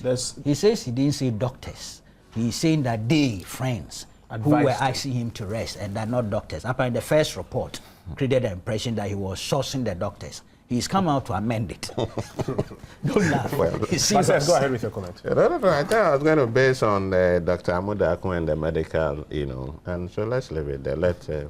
Am I right? He's done amendments. No, Subsequently, we've had to publish the transcript of the interview verbatim on our website, so that the element of interpretation or not is taken out of it, and then people can read exactly what Reverend Amudaku said and make their own value judgments. But like Kweku said, as the weeks wear on, we may be able to fully interrogate the subject better, because it's still early days. But is there room already to at least pen down some lessons, Nana? Definitely, Kojo. And we must hit the nail right on the head. The issue of President Mills's health was handled in a manner that did not show candor, that did not show transparency, that did not show integrity in government. You could see a deliberate effort on the part of government to hide from the people of Ghana the true state of the president's health. And they went to absurd lengths to be able to perpetuate this falsehood and lies upon Ghanaians. But wasn't that a reaction to what some call political mischief that was being played by others? The political mischief is possible in the absence of truth. The way to deal with mischief and misconceptions and rumors and misunderstandings is the truth. That's all. It is when you try to forge the truth, when it's so glaring to people that this is the real situation, then you foster the political mischief. Then you foster the fabrications and the misconceptions. That is what happened. If we had been told very clearly from the onset, then there will be no room for misconceptions. There will be no room for mischief. It is because there was no candor, there was no integrity. That's what made the mischief possible. And the extent to which they went, if somebody has described it as of Shakespearean proportions. They even had the president jog at the airports in a bid to perpetuate the falsehood. They even had him run at the airports. You see, now the matter of the president's health, Kojo, the NDC party itself, they made it an issue in the 2007-2008 presidential primaries. The state of President Mills's health was introduced into that primary contest. And it was taken up. After the primary, and Professor Mills still emerged the winner, it was still an issue. You had a member of parliament who made a public statement that Professor Mills be dropped as the flag bearer of the NDC at that time on grounds of health. It generated all kinds of issues. Denials, accusations, counter-accusations, and so on. Recently, as 2010, you had stalwarts of the NDC sitting on public radio, trading accusations against each other about the president's health. Very untidy, very embarrassing. But you also had many instances in which the MPP, and I recall, I think, Sam George Nati sitting in that same seat and suggesting just like a month ago, right here on Newsfile, that some of the rumors about the president's, health and that he had passed were being, perpetrated by persons from within your camp. Unfortunately, he declined to tell me who. Yeah, we should discount what he said, what that gentleman said. He couldn't give us anything of evidential value. But it doesn't take away the fact that people think that you were across sourcing board, one particular person. I think we should dismiss his. people think across board that that's why I want to stick to issues about the health that played out in public. What we have held outside the public domain, I don't want to bring them in. That's why I'm just sticking to the issue as it played out in public. So I'm saying to you that you had stalwarts of the NDC, not some foot soldiers or some stalwarts, and we know their names. You said the man as his mental state is that. Oh no, it is you who said that his mental state is that. On public radio, live. Clearly there was an issue. The president's palms were of a certain color at a point. The whole nation was concerned. What did they tell us at that time? Sekun Nkrumah, who was an official of the NDC, made a public statement about the president's state of health. What did the government tell us at that time? So you could see a deliberate strategy to mislead the people of Ghana. And they went to extraordinary lengths to perpetuate it. Anytime anybody talked about it, the person was met with personal attacks. When the president himself announced that he was going for medical review or routine medical checkup, and Nana Akufo-Addo sent him a goodwill message, he said, why is he sending him a goodwill message? The man is not sick. Why are you wishing him well? Can you imagine? They turned on you and would attack you, insult you. Just this morning, I heard a colleague of yours, a radio presenter, just as I was driving into the studio, said that he had talked about this the previous week, and he was met with death threats. He was just saying it on radio as I was coming in, the City FM presenter. So you could see a certain nervousness on the part of government key officials to hide it, to lie to Ghanaians.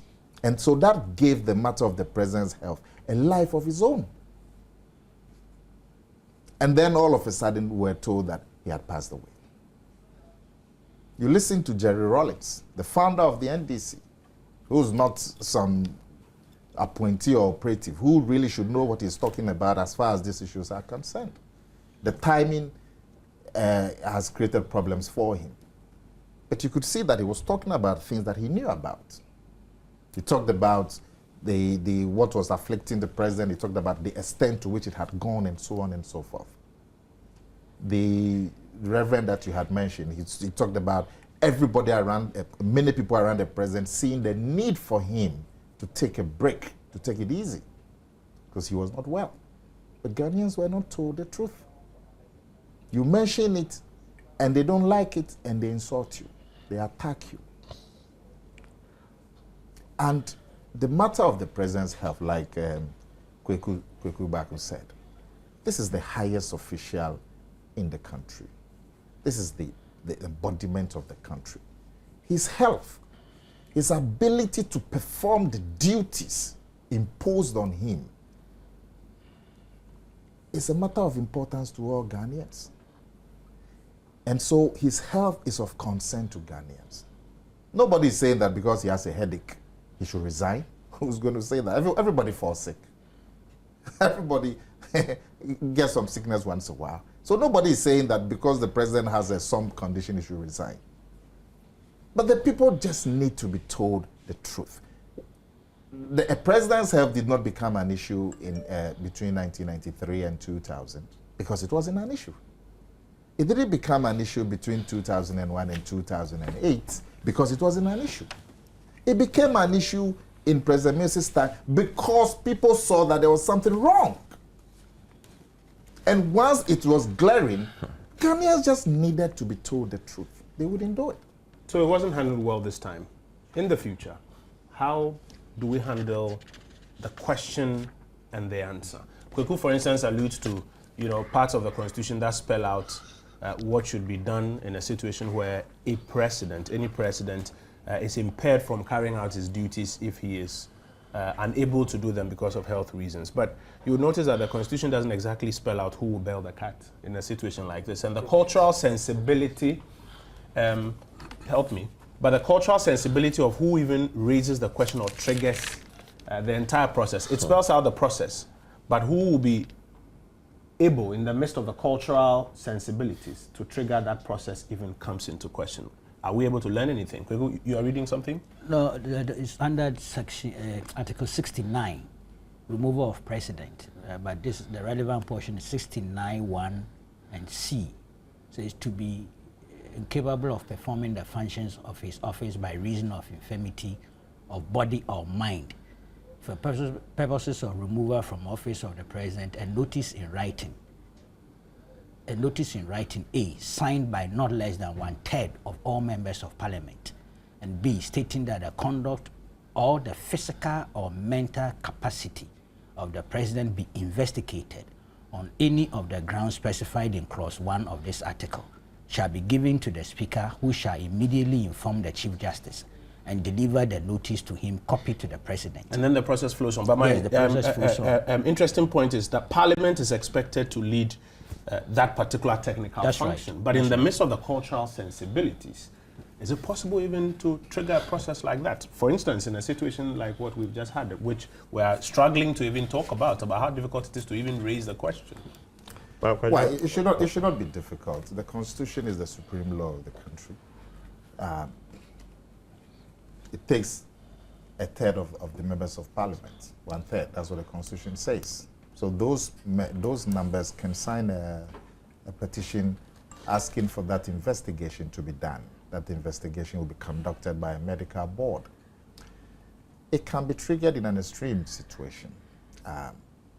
If a president, there's a track record of the president's incapacity due to ill health, it can be triggered. But you see, for me, it is the lack of candor that made it a big issue. If the government had been truthful about the state of the president's health, it would have affected our political discourse. Yeah, Banana, what shows that they were not truthful? We don't have evidence. We don't have full disclosure. Yes, he has passed But away. apparently, No, I'm coming. there was a deficit in information. Yeah, but then the truth also is that there is no, as at now, we don't know what really happened. There is no Because full nobody will disclosure. tell us. That's what we're talking about. Yeah, so it's very difficult to also conclude that they did not tell us the truth. I mean, They didn't tell us anything. let's Well, be sincere. So Okay, let me finish. They didn't tell us anything. They didn't offer any explanation. If you commented on the president's physical state, you were met with attacks. And I've given you one example, that once people can sit on radio and talk about the president's health, people from within the party, I'll give you instances. I gave you instances of people trading public comments and accusations about the president's health. And nobody would issue a statement, a responsible statement, telling us the situation, so that all of us can come on board. If that was done, I mean, if you are my opponent in whatever matter, and I got to know that you were not feeling well, it will affect the way I deal with you. I mean, if you and I in the boxing ring... It is true that information was not coming, but it can also be said that, look, we don't know the true situation at that time. You understand? That's more the pity. Yeah. That's so more don't the pity. don't give definite. Don't give what? You're trying to say something. Yes, I just Don't want to give make a what? comment. Like conclude as if that is the fact. He's What is saying the that, fact? He's saying that if there's information and it's not being made available, then you can say there was a lack of conduct. But it is also possible that nobody had information Yeah, it's possible. that people didn't know. That's what he's saying. Nobody had information about what? That people didn't have any information that they were rather keeping to their chest. That's They what didn't? he's trying to suggest. It's possible. Then why would you be attacking somebody? Why would you, when the man himself says, I'm going for a medical review, and somebody sends him a goodwill message, and you attack the person for wishing him a good Well, you take Nana out of this discussion. Why can I take him out? Are we talking about the real issues that have happened? How do you take It out is the not real the issues? NDC as a party that attacked. You want Nana. us to talk There were theory? individual comments. We should not talk No, theory. there were individual comments, but I don't think don't the worry. NDC as a party attacked Nana for issuing such a statement. Well, listen, they said not. when there are practical issues, why are you asking us to talk theory? I'm saying Well, that no, when the there's man himself nothing said, I mean, you yeah. don't remember the NDC communicators who were attacking him on a daily basis? And I'm saying that. Okay, but that point has been made that some Yeah, I persons don't who know why you spoke want to about belabor it. it. Okay, it's okay. That point has been made that persons who spoke about it or some persons who tried to broach the subject were frowned upon. Now, your point is that there was lack of candor. There was lack of candor, and there that should could be have, candor. worsened the situation. You see, absolutely, and poison the atmosphere. You see, even today, I don't know, Kojo, if you were not asked to submit to a medical review before you were appointed to your high position at Joy FM or Multimedia, but these days it's fairly common. Even corporate positions, before you go on, you are asked to submit to a medical. So it is not really a taboo anymore. It's become a condition. Now, if you're going to apply for some little executive position somewhere, you're asked to submit to a medical. But the presidency, the highest office, the office with the biggest responsibility, especially when it had become an issue. See, if it hadn't become an issue. But Nana, if indeed it was such, it was an issue that affected his ability to function, why didn't a third of members of parliament, of which you are a part, trigger that process that Kweku was just reading But about? even If before indeed your it was question, up to that there level. is no such situation in anywhere across the world. Where? I mean, I've never seen where a president is supposed to, or a candidate is supposed to submit his medical records before he aspires to become the president. It's no. I mean, it's not. I mean, No, we haven't said that. We just no, say that. you were citing executive positions as. But no. Yeah, but I'm I not- don't think it goes with the argument. Nobody because- has said. I'm saying that Yeah. as we speak in our society today, Yes. medical review have become a condition for positions. Yes. So it's an important situation to consider. Even the especially footballers, at the professional footballers. I agree, As for even when you are football, going to prisons, as for police, football, everywhere, medical checks can are I done. finish? As for football, Yeah. because of even the physical nature. Yes, but I'm but- talking of executive positions. Yes, But but not in the case political of our office. president, you are not suggesting that candidates be subjected to medical tests before an election. That's not what you are suggesting. Right? That's what I'm suggesting. But I'm saying that the health is important, the health of the president.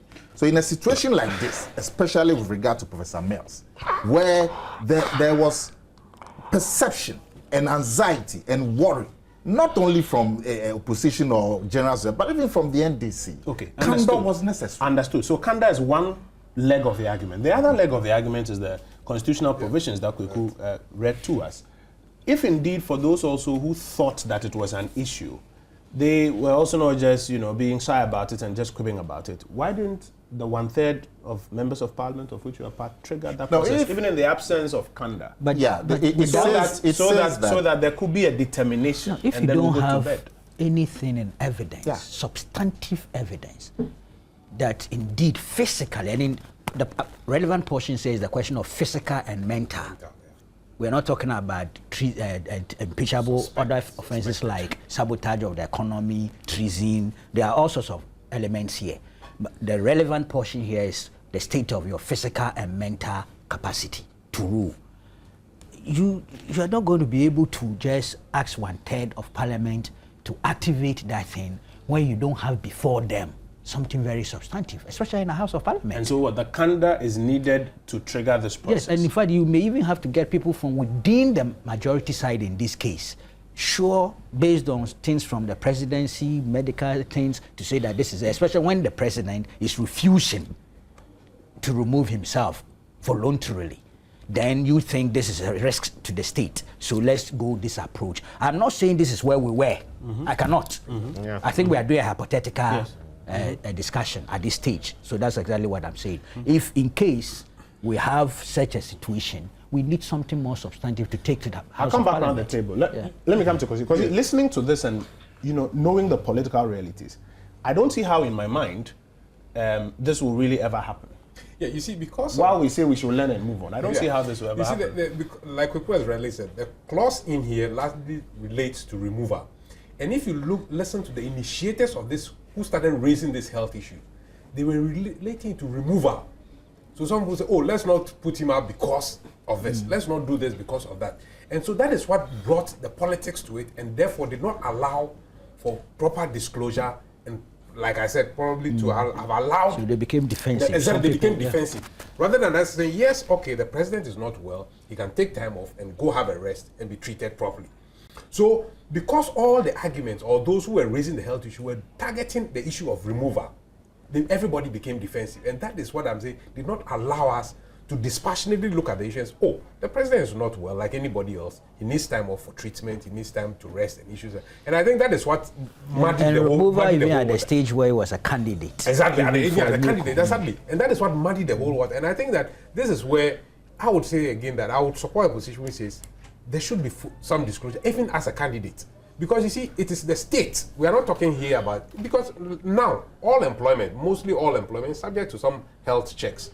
So I think that it is proper for us to start considering such a process, because look, it is the state, and if the president is incapable, it brings a lot of issues into But then that is going to call for amendment. exactly. I mean, it could be an amendment. It could even be just an example. Maybe if it happens, maybe procedurally, people just set some example. And But put it may down. not even require constitutional Exactly. amendments. Can we not develop a convention where exactly like a candidates on convention. their- Exactly. Convention you cannot compare. You cannot compare. No, you exactly. So that's why you must put it in the constitution. Because before, you see, at the level of candidate, they've stated what The requirements. Exactly, the requirements. requirement, exactly. None of it is based on this physical and mental thing.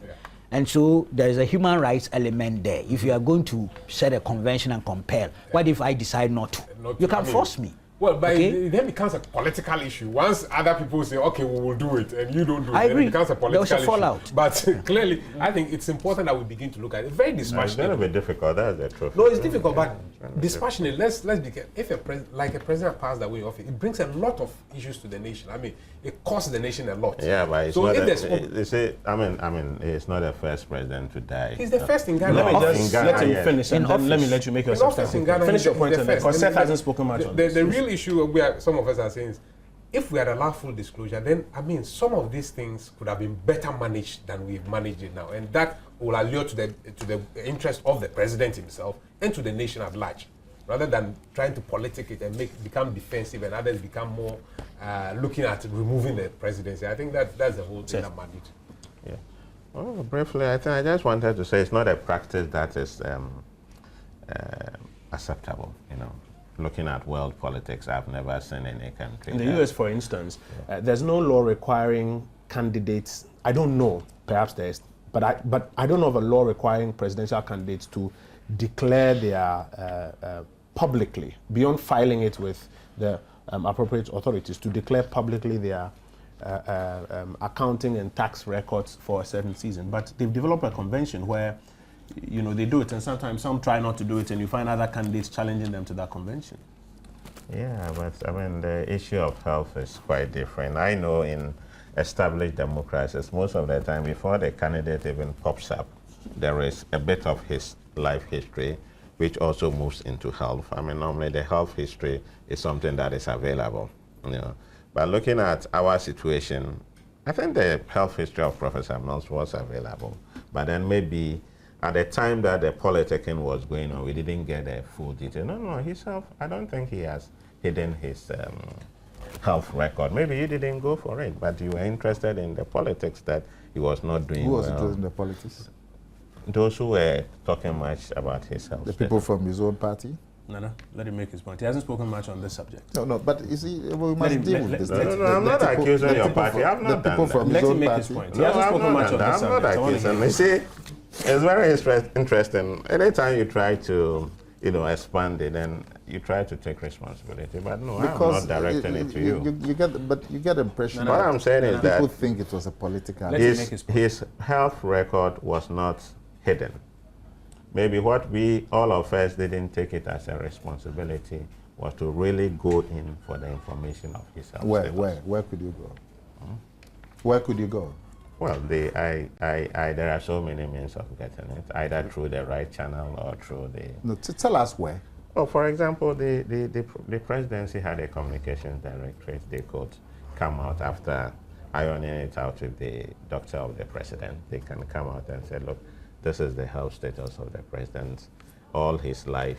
You know, for example, I had a very bad medical So why was at my Tenyanu teen age. attacked Okay. so viciously? Why was Tenyanu attacked so viciously? Well, maybe he saw, I remember very well, he saw the physical condition of the then candidate, and he decided to pass comment. That is his view. That was not the position of the party. And he could So say why that didn't the party then put up the true information? Nana, Come let the again. man make his point. No, but Seth, we're having a discussion. no, Nana, let the man make his point. Now you're beginning to acclaim. Seth, so in moving on into the future, yeah. how best can we handle situations like this? Personally, I think that if the aides of the president should at all material times come out with very truthful and accurate information, they should update the country on the status of the president. If the physical signals or the mental aspect is showing some level of deterioration.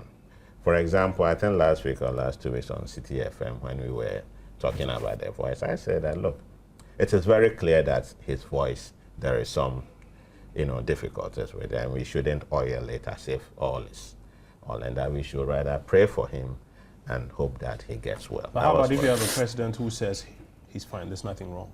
What can his aides do? If the president himself says, I'm fine. Yeah, I'm fine, there's nothing wrong. What can the aides or the And handlers do? if I am the president's aide, and he's not fine, and he's telling me he's fine, now respectfully let him know that he's not doing well and that we have to go for medical review. Quick final comments, and then I'll go for a break and come to There's the a few other report topics. by myjoyonline.com. When that controversy came out, it's a death rumor. President Mills also condemned rumors that he has passed on. Quote, indeed, this is not the first time I've heard people say this about me. Let me just say that I'm very, very, very strong. And I don't know the basis for saying that I'm dead. Well, let me say that under our constitution, the president has a duty to inform parliament, to inform them whenever he is going outside the country. What I've decided to do is to go for a medical checkup, and this will not be the first time. I go there and they make sure everything is okay. So I'm going for a few days and then come back. His critics have demanded he makes his medical records public, a challenge his aides have described as unnecessary. In terms of medical records, I don't think there was ever a disclosure of any sort. The point that he's going to hospital for treatment or checkup did happen. That's a fact, but that is not the same as medical records being made available. I'm not sure. Now we are all thinking ahead and things. I'm not sure it's going to be easy for the president to just come and make a public disclosure of his record. No, there's no such constitutional requirement for him to do. But looking forward, next time around, appropriate institutions of state, particularly parliament, don't forget we spend public funds to take care of our presidents. So inherently, there's a right to know. Maybe the Freedom of Information Bill will have some limitations, but some relevance. And Parliament as a body, if it becomes necessary, could, in a small committee, be able to get those things. All those things may help for Parliament to arrive at a decision as to whether this ailment is such that a president, and I'm not talking of the late former president, I want to make that distinction clear. Is incapable physically and mentally to deal with state affairs. If we choose so to do, where do we draw the line between our right as a nation to know and the individual's right to privacy? The very moment you decide to go into public office, and especially the highest public office as president, your privacy is either virtually gone or is highly, highly circumscribed. So you ought to know that. And it's, after all, voluntary. Nobody forces anybody to go and seek to be presidential candidate and possibly win an election. Nobody forces. So if those parameters are already there and you decide to go in for it, then definitely you would know that your rights to privacy are limited. If we are to learn, we can learn from the United States. I remember when Dick Cheney was not well. Yes. The whole medical process from the theater to where was all on major networks. We followed. So if we are to learn, we can learn from the United States. And even if you remember, I think the days of and talking of Dick Cheney's case, after his surgery, for instance, the doctors at the hospital actually spoke to the press and explained what they had Yes. done and how they expected him to recover. But in our situation, it doesn't happen like that. And also, if you remember the days of former President Roland, I think he has to undergo some operation also. Was it in Switzerland when he was head of state? It brings to mind this letter. This letter. But there was no disclosure. Is that Paul Jemfi? Yes, this is 2nd May 2002, a letter. Says, and just a short one. Honorable Minister, cost of medical services provided by Insel Hospital, Ben, in favor of Mr. Rawlings, Jerry John, alias Jemfi Paul. I have the honor to forward herewith for your attention the attached letter received from the Insel Hospital in Ben on the above subject. The letter, as can be observed, is requesting the mission to settle an amount of 6,450 Swiss francs. That was the small balance left, being the cost of medical services provided to ex-President Rawlings under the assumed name of Jemfi Paul. This was not disclosed. I intercepted it somewhere along the line. We've had precedents, apart from Nkrumah, who, in view of the Kulungugu bomb, that had problems and yes, and was in hospital. Everybody knew that. All other presidents, there hasn't been. It's not been our practice. Yeah. Let's be honest. So it was not just President Mills whose situation was in that. I think that President Mills thing was, as Akwamia is indicating, the debates that went on, even among members of his entourage, highly pleased ones, on radio and elsewhere. I have to go for a break. You asked the question about the individual right to privacy and the public need to know, and where does one stop and one begin. Like I said, the individual has a right to privacy. When you come into politics, those rights are quite limited.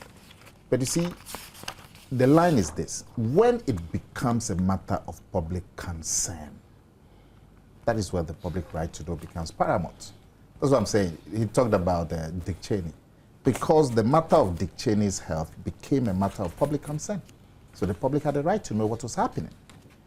Like I said, President Kufuor didn't have this kind of turmoil around his health because it wasn't a matter of public concern. Same for President Rawlings. But with President Mills, it was a matter of public concern even before he became president.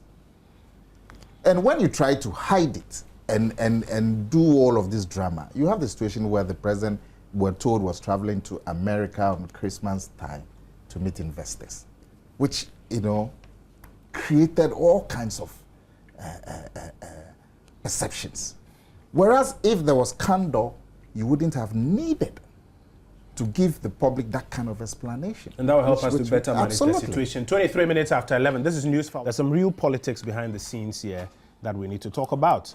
The NDC has its own politics to play. The MPP and maybe the other opposition parties have also got their own politics to play. And on the national level, there's a question of how this event will affect the 2012 electioneering campaign and even the political temperature in the country. Very quickly, perhaps about 30 seconds for my guests. You've noticed that former President Rawlings' officers issued a statement apologizing to the family of President Mills. That issued a statement earlier, a bit displeased about the former president's interview in the Congo and other subsequent interviews. They thought his and the word they used was uncouth. They thought his comments were uncouth. Positive development, wouldn't you say, Seth? Yeah, positive development. I think it's very good that the former president has stated his position clear, and the apology, I think, should be accepted by the family. He cares for Professor Mills. He was the same person who named Professor Mills as his running mate and worked with him and also endorsed him to a road declaration. And yes, they fell out as far as politics is concerned. I think that his family, the Mills family, should accept the apology coming from the former president. Well, you think that would push people away from dealing with this subject that we even here have been struggling to deal with? Oh, I was surprised at the tone of the family spokesperson's response. It was really harsh. It was too harsh. Well, they're grieving. Yeah, but it was too harsh. But then that's what we're all saying. Yeah. We're all advising people to exercise restraint and not to be unduly provoked. That's what we're all saying. Because there are all sorts of things being written and said around. And if you are not careful and we react to it in the same manner or even harsher, well, we distort the environment, we'll pollute it. Because there's things I read, things about you know, such kind fate may not befall those tempted to strike the world as rabble-rousing tin gods. This is really a product of anger, but I thought it's time for sober reflection. So, to be honest with you, I think it was harsh. But it's good that the former president has issued the apology of some sort. I think it's good, it helps, you know. But beyond that, we've all admitted here that some of the issues he raised are of legitimate public interest, and sooner than later will come to the front burner. Perhaps the idea of cancer of the throat and the eyes and ears were things he could have excluded from his thing, and wait for the public records to be made available, if ever. Then we can discuss. I've seen a deputy information minister, Ablakwa Okujutu, telling the world that the former president did not die of cancer. Categorical. Okay, so here it means that it's a challenge to what the former president had said. In view of all this, for me, at this stage, the real cause of death, if you don't have it, don't speculate. Well, we're hoping at some point the doctors at the 37 military hospital, or perhaps any of the arms of government would inform the nation of perhaps the final details that we need to know quickly. Let me just and then let's move on. I don't know if President Rawlings said that President Mills died of cancer. All of us generally agree that the man was not well, and nobody was telling us what the problem was. So it led to speculation, even as we speak today. If Okujetu Ablakwa is saying the president didn't die of cancer, what does that add to the debate in terms of information? Doesn't add anything. For all you know, President Rawlings knows something about the medical condition. As to whether it is that led to the death, we cannot tell until the medical people come. But you see, President Rawlings obviously was also frustrated at the situation where he knew that the president was not well and yet was being pushed to do things that otherwise he should not be doing, from his personal knowledge of him. It's the timing of his statements that is a worry in this morning period. But like people said, these things are going to become big issues for full interrogation as we go along. Nana, beyond that, the point he made in terms of the effectiveness of the leadership or governance style, he goes on to talk about the omissions to investigate cold-blooded killings. Unduly provocative.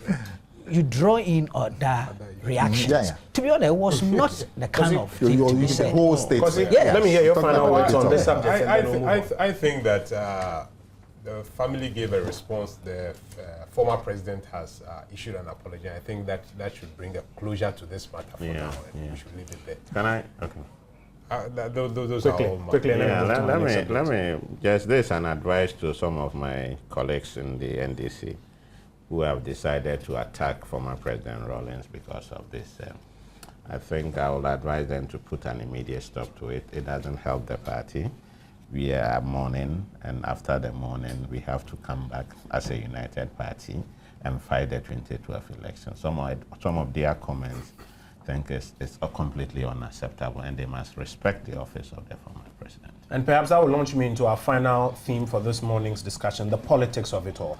I'll stay with you, Seth. How do you think this is going to affect the 2012 electioneering campaign and even the political temperature in the country? The NDC has its own things to deal with. You've seen moves to confirm President John Mahama as the presidential candidate of the party.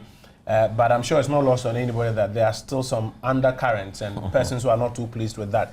The MPP obviously also has a difficulty, and let's be honest about it, in how to perhaps even position itself and its message for 2012, considering the cloud of sorrow and sympathy all over the country. Let me hear your analysis. Yeah, well, on the issue of who leads the NDC, I think it's becoming very clear that His Excellency John Mahama will lead our party. We are supposed to organize a special delegates congress to endorse him, which I believe strongly we will endorse him. He's very competent. He's committed to duty. He's very committed to the NDC and to Ghana as a whole. So I think in terms of the leadership transfer and who leads that, it's almost clear. I think the National Executive took a very, very positive and wise decision. A decision that keeps us very united, though there are some tones. But I think we will address that one as time goes on. But then, by the grace of God, we've gotten a leader who is very committed to Madagascar and committed to our party. One whose vision, I believe, will help all of us. He is committed to Ghana's development in all areas. So, looking at the leadership transfer, I think we've done well. I listened to you when you were discussing, some criticizing that it was done so quick, but then in politics and where power is at play, you have to move quickly to avoid, other issues that can, create difficulties for the party. So I think it's a good decision. Now, as far as the elections is concerned, with maybe one, in terms of billboards, T-shirts, those are things that we have to change immediately because we are getting a new leader. In terms of cost, we've lost a lot. It's not easy raising funds to prosecute presidential campaigns. So that is where we are going to have few problems. But then we are very ready to meet Nana Akufo-Addo. We think our candidate is very, very competent and more competent than the presidential candidate of the MPP. We believe he's a very youthful and very charming leader, one whose public record is there for everybody to see. And God being on our side, we are very clear that we will win the 2012 election. Kwasi, what do you make of the political temperature in the country moving forward? As I followed some of the analysis, some said, well, perhaps this will just put a good dampener on the entire political temperature. The acrimony and all will now be put to the back burner and we'll focus a lot more on the sober list of issues moving on. Like we say, death is a great humbler. It brings soberness to everybody, and I think that's the one of the things that would flow from what's happened to us. The next real issue is to move away from the politics that focuses on personalities and look at the issues. Because most of our politics is focused on personalities, it's going to affect the broad strategy of many of the political parties. And everybody is now going to say, well, this is what is happening, what do we do now? The balances that people want to emphasize over competence is now going to come into play. People are now going to look at all the balances and say, whoa, this has happened. We are stuck. What can we do? How do we overcome the strategy? But I think that if we look at it in the bigger picture, it should help us all to look more at the politics of issues. And this is why I say that although both the NDC and MPP have largely said, one MPP says we are property-owning democracy, the NDC says we are social democrats. In truth, there's no policy difference. Between the NDC and the MPP, there's no ideological battle. There's nothing ideologically different. The real issue is about who is in charge. That is where the contentions are. And that, for me, has reduced the politics to one of personalities. Now, by what has happened, we may have to focus a little more on issues than on personality. Because if we continue the focus on personalities, we realize that human beings are mortal. They can fall. So if we focus our strategies on personalities, and those personalities are no more, it reduces our ability. It matters. Oh, it matters. I mean, in terms of, you can talk about character, but I'm talking about where we focus on we focus most of our strategies on the person and not the policies that the party is bringing to the fore. Because at the end of the day, it is from the party that is in power that you are going to appoint a lot of your ministers and people to govern. So what is the party's own policy and guidelines, and how are you going to get those implemented? Rather than looking at just one person. Because look, the president is one person, and if you look at his constitution, he appoints so many people. Yeah. Now, what are the characters and all the principles of these people? Is there a guiding principle for them? Or everybody is just going to sit by himself and do what he or she likes? No, not and at all. that is the focus. If you have clear policies and philosophies that guide the political parties, then that is what is going to help them in implementing what we have. But clearly, like I said, between the NDC and the MPP, there hasn't been that difference. In this year's election, I continue to say, pound for pound, we have the best presidential candidate, and many people admit it. But this is where we move away from the personalities and look at the policies that the party is also bringing to bear. And I think that these are some of the issues that should enlighten all of us as political parties going forward and say, let us look at the real issues of policies and guidelines that or the alternatives that the political parties are providing. But definitely it is a major game changer in the politics that we are looking forward to in December 2012. It definitely is a game changer. How does it change the game, particularly for the CPP as well? For us in the CPP, we are here to basically come out with our running mate. And again, we are going to look at the broad strategies of competency, of the policies that are flowing from us, and who can best support our presidential candidate as well in terms of the policy and running the campaign the way we would want the campaign to be run. So these are some of the things we are going to look at. Definitely it is going to have an impact on us in terms of looking at the campaign. Definitely. That's the way it's going. Mohammed from Accra Newtown says, could you open denial, in my opinion, never helped the president and affected him emotionally. There's nothing wrong with the president declaring his health status. We need to learn lessons from it as a nation. Kofi Amwan from Malam says, we loved the president, not as a politician, but as a servant of God and Ghana who stood for peace. Cornelius from Navrongo says, God bless Ghana and make our late president rest in peace. Juliet says, President Mills was the embodiment of truth. Andrew from Zabila says, there's not the time to talk politics. Let's forget about politics now and mourn the death of our dear president. Adams from Upper West says, we've lost a great man. May Allah forgive him and bless his family. Nana Akumia, how does this affect the 2012 electioneering campaign and perhaps even the MPP? Thank you. I'm just reading some curious thing on the net right now. It's about Setofori, and since he's here, it says that said. Where is that from? Where is that from? I'm just looking at it on the net. Yes, but source. It's a forwarded message to me. That's why. Okay, so it's an email somebody sent you. Yeah, they say that Seth had said at a radio station that the people were jostling for the vice presidential position 4 days before President Mills' death. I found that very curious. Want to react to that, Seth? I think, Daily, it was your show. Yes.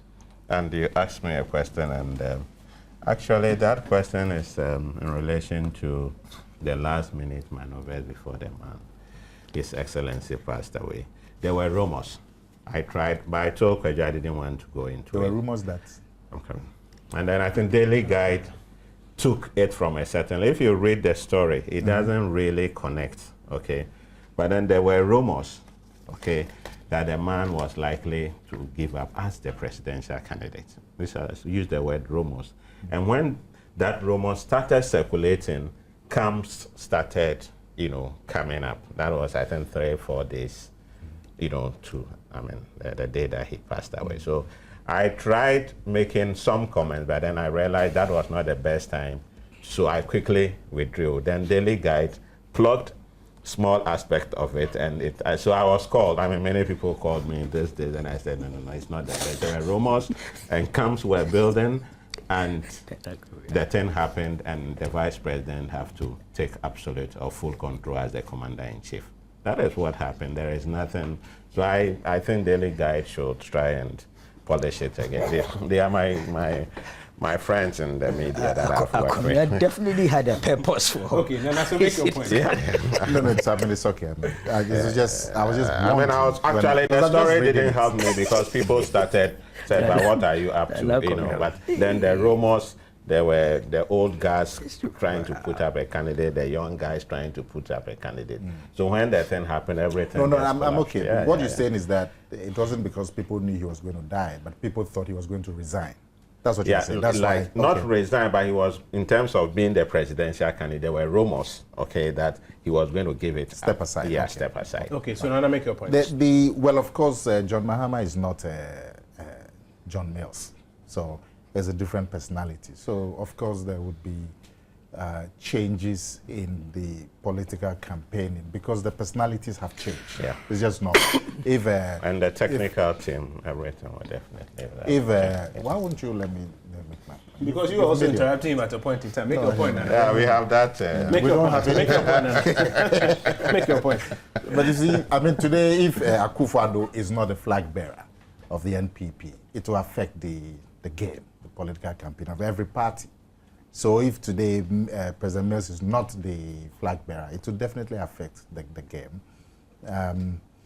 But not much as far as the NPP is concerned, because we characterize the administration as the Mills-Mahama administration.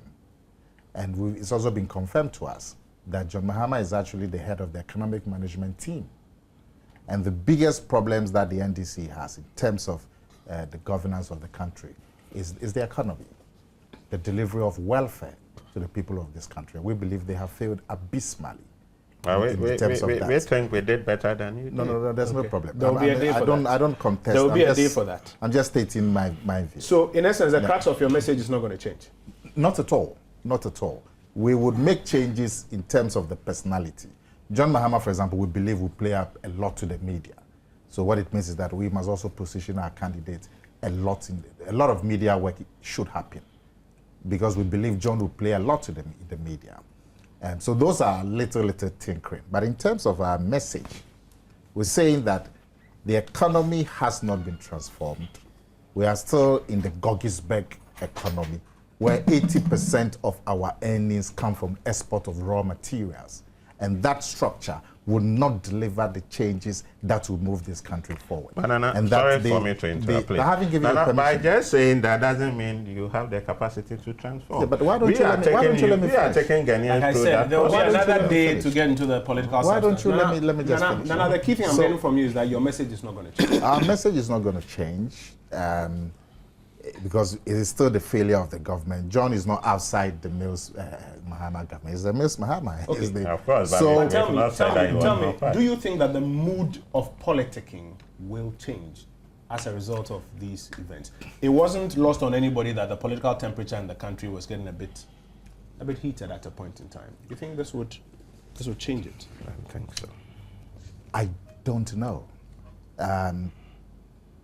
If the culture of personal attacks against political opponents stops, then the tenor will change. If it doesn't, just a couple of, the weekend before President Mills' unfortunate passing on, the NDC had a rally at Ododio, and speaker after speaker took turns to denigrate one presidential candidate.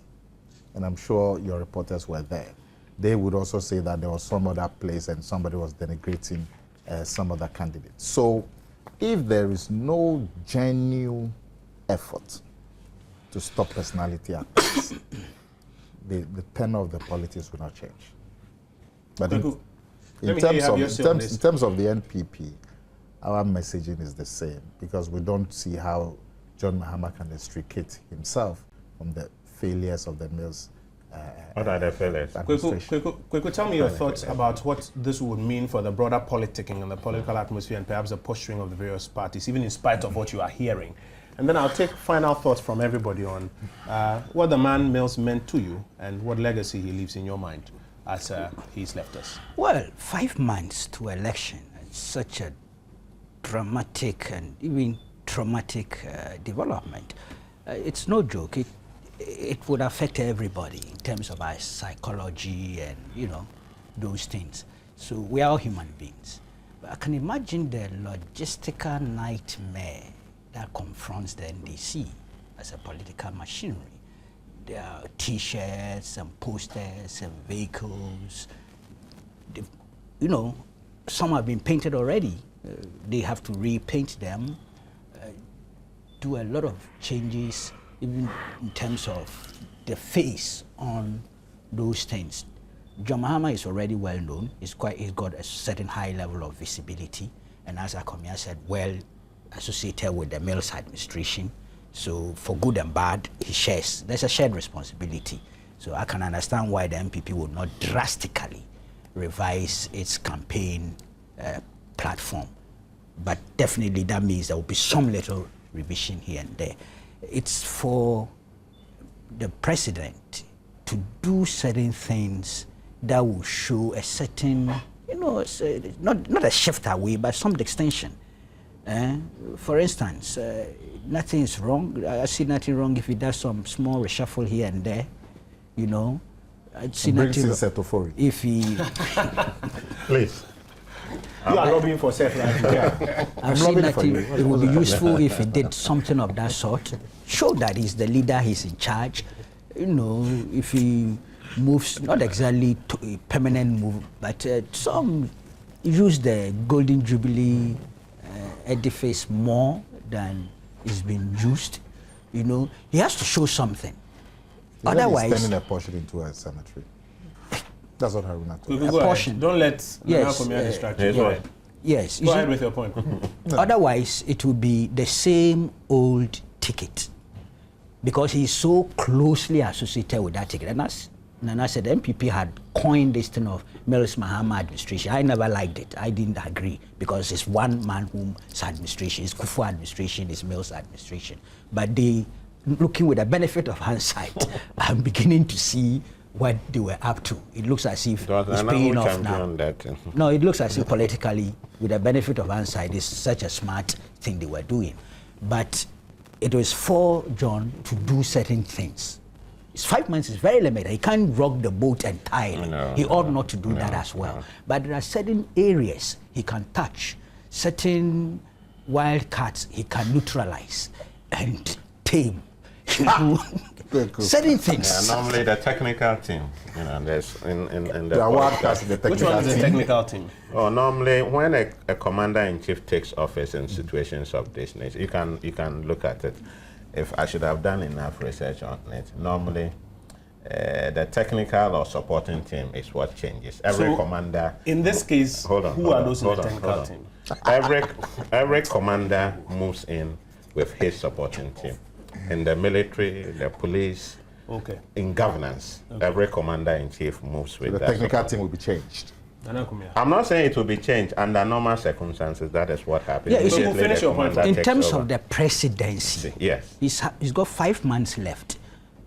He can't change much. So the team that he's been working with, you would expect them to be 95% or so well represented in the presidency. Yeah. In order for continuity's sake and for solidarity, he may allow one or two one or things. two. But obviously, it makes sense.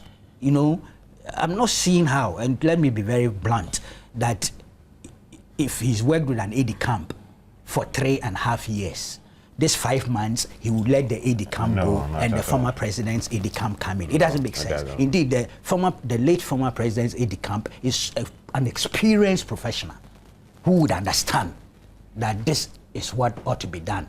That doesn't mean he's totally out of the picture.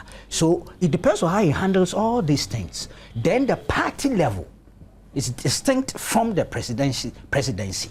There, I believe they were working out their own strategies already, and he's not going to be able to change much of the party's mobilizational organizational structure. I don't believe so. He would be committing suicide if he were to go out with his presidential authority and disrupt the entirety of the party format. I'm not sure he would do that. He's he a won't smart do that. politician. No, but their own permutations, the way they are running mates, the lobbyists are going about things. I heard somebody insisting that because the president didn't finish his term and because he comes from the central region, necessarily the running mate must come from central. Not talking of north-south. They are specific about the central region. It depends on how they handle those things too. And central region has a certain relationship with the western region. So all these things will come on board. Not much is going to change. There are 5 months to time. The two parties, especially all the political parties, were poised. I believe by now there's no party that is now about to generate a new Because platform. of these events. And Yes, I'll not give you, drastically. I'll give you 1 minute each. What will be your fondest memory of President Mills, quickly? Oh, he, as he himself said, he inherited a peaceful country and he intended to leave a peaceful country. I think so far, that's what he did with all the challenges that we had, you know. So he did well in terms of making sure that the stability that he inherited was sustained and consolidated. I liked him, you know that, as a friend. Today's week, I called him early morning to wish him happy birthday and long life, incidentally. That's what I said. Unfortunately, that second part didn't happen. So I think his humility, his gentle nature, are things we need. He's not the only president who's had those features, but if a president has it, fine. Being a nice person does not necessarily translate into being an effective politician or president, let's be honest. So there's an extension. I didn't think he, as president, in all areas performed the way he ought to have. I didn't think so, and that's why I was not part of his administration, or supportive of his administration rather. Yeah. But he was a good man and a decent, fine gentleman. I will remember him for his commitment to duty, his commitment to Mother Ghana, his commitment to meeting the aspirations of Ghanaians. I think he had all intents and purpose, to all intents and purposes, he was committed to doing good. And I'll remember him for his patience, extraordinary patience, which I think was a virtue, and at some point also was not the very best, but he was extra patient. I'll remember him for that. Well, largely, I share Kweku Bako's sentiments. Professor Mills is somebody, I mean, if it's my uncle, I'll like it. Or if it's my family head, I'll like it. As for his record as executive president of the country, I would not vote for him. We're going to wrap up our show with some of my final thoughts on the subject of health of our leaders. You know, by our history and our culture, we have shied away from commenting on and discussing and even informing the public about the health of our leaders. The lessons we are learning today, that at some point, culture grows. We will need to grow up and learn to interrogate the subject cognizant of all the sensibilities. The nation has a right to know something at some point and to handle things more maturely when it touches on the health of our leaders. But let's tone down the politics and let's deal with the substantive issues, even when it's got to do with politics. When you talk of the transition, it's been smooth so far, and we can pat ourselves on the back for having done that. The final leg of it needs to be done sooner than later. But let's not sacrifice competence for regional balance, because as we've all seen, the vice president can wake up as vice president one day and go to bed as president. In politics, moving on, let these words guide us: sobriety, humility, and a politics of issues. For me, I remember President Mills as talking a lot about bettering the lot of all. We should, in all our endeavors, do our best to better the lot of all.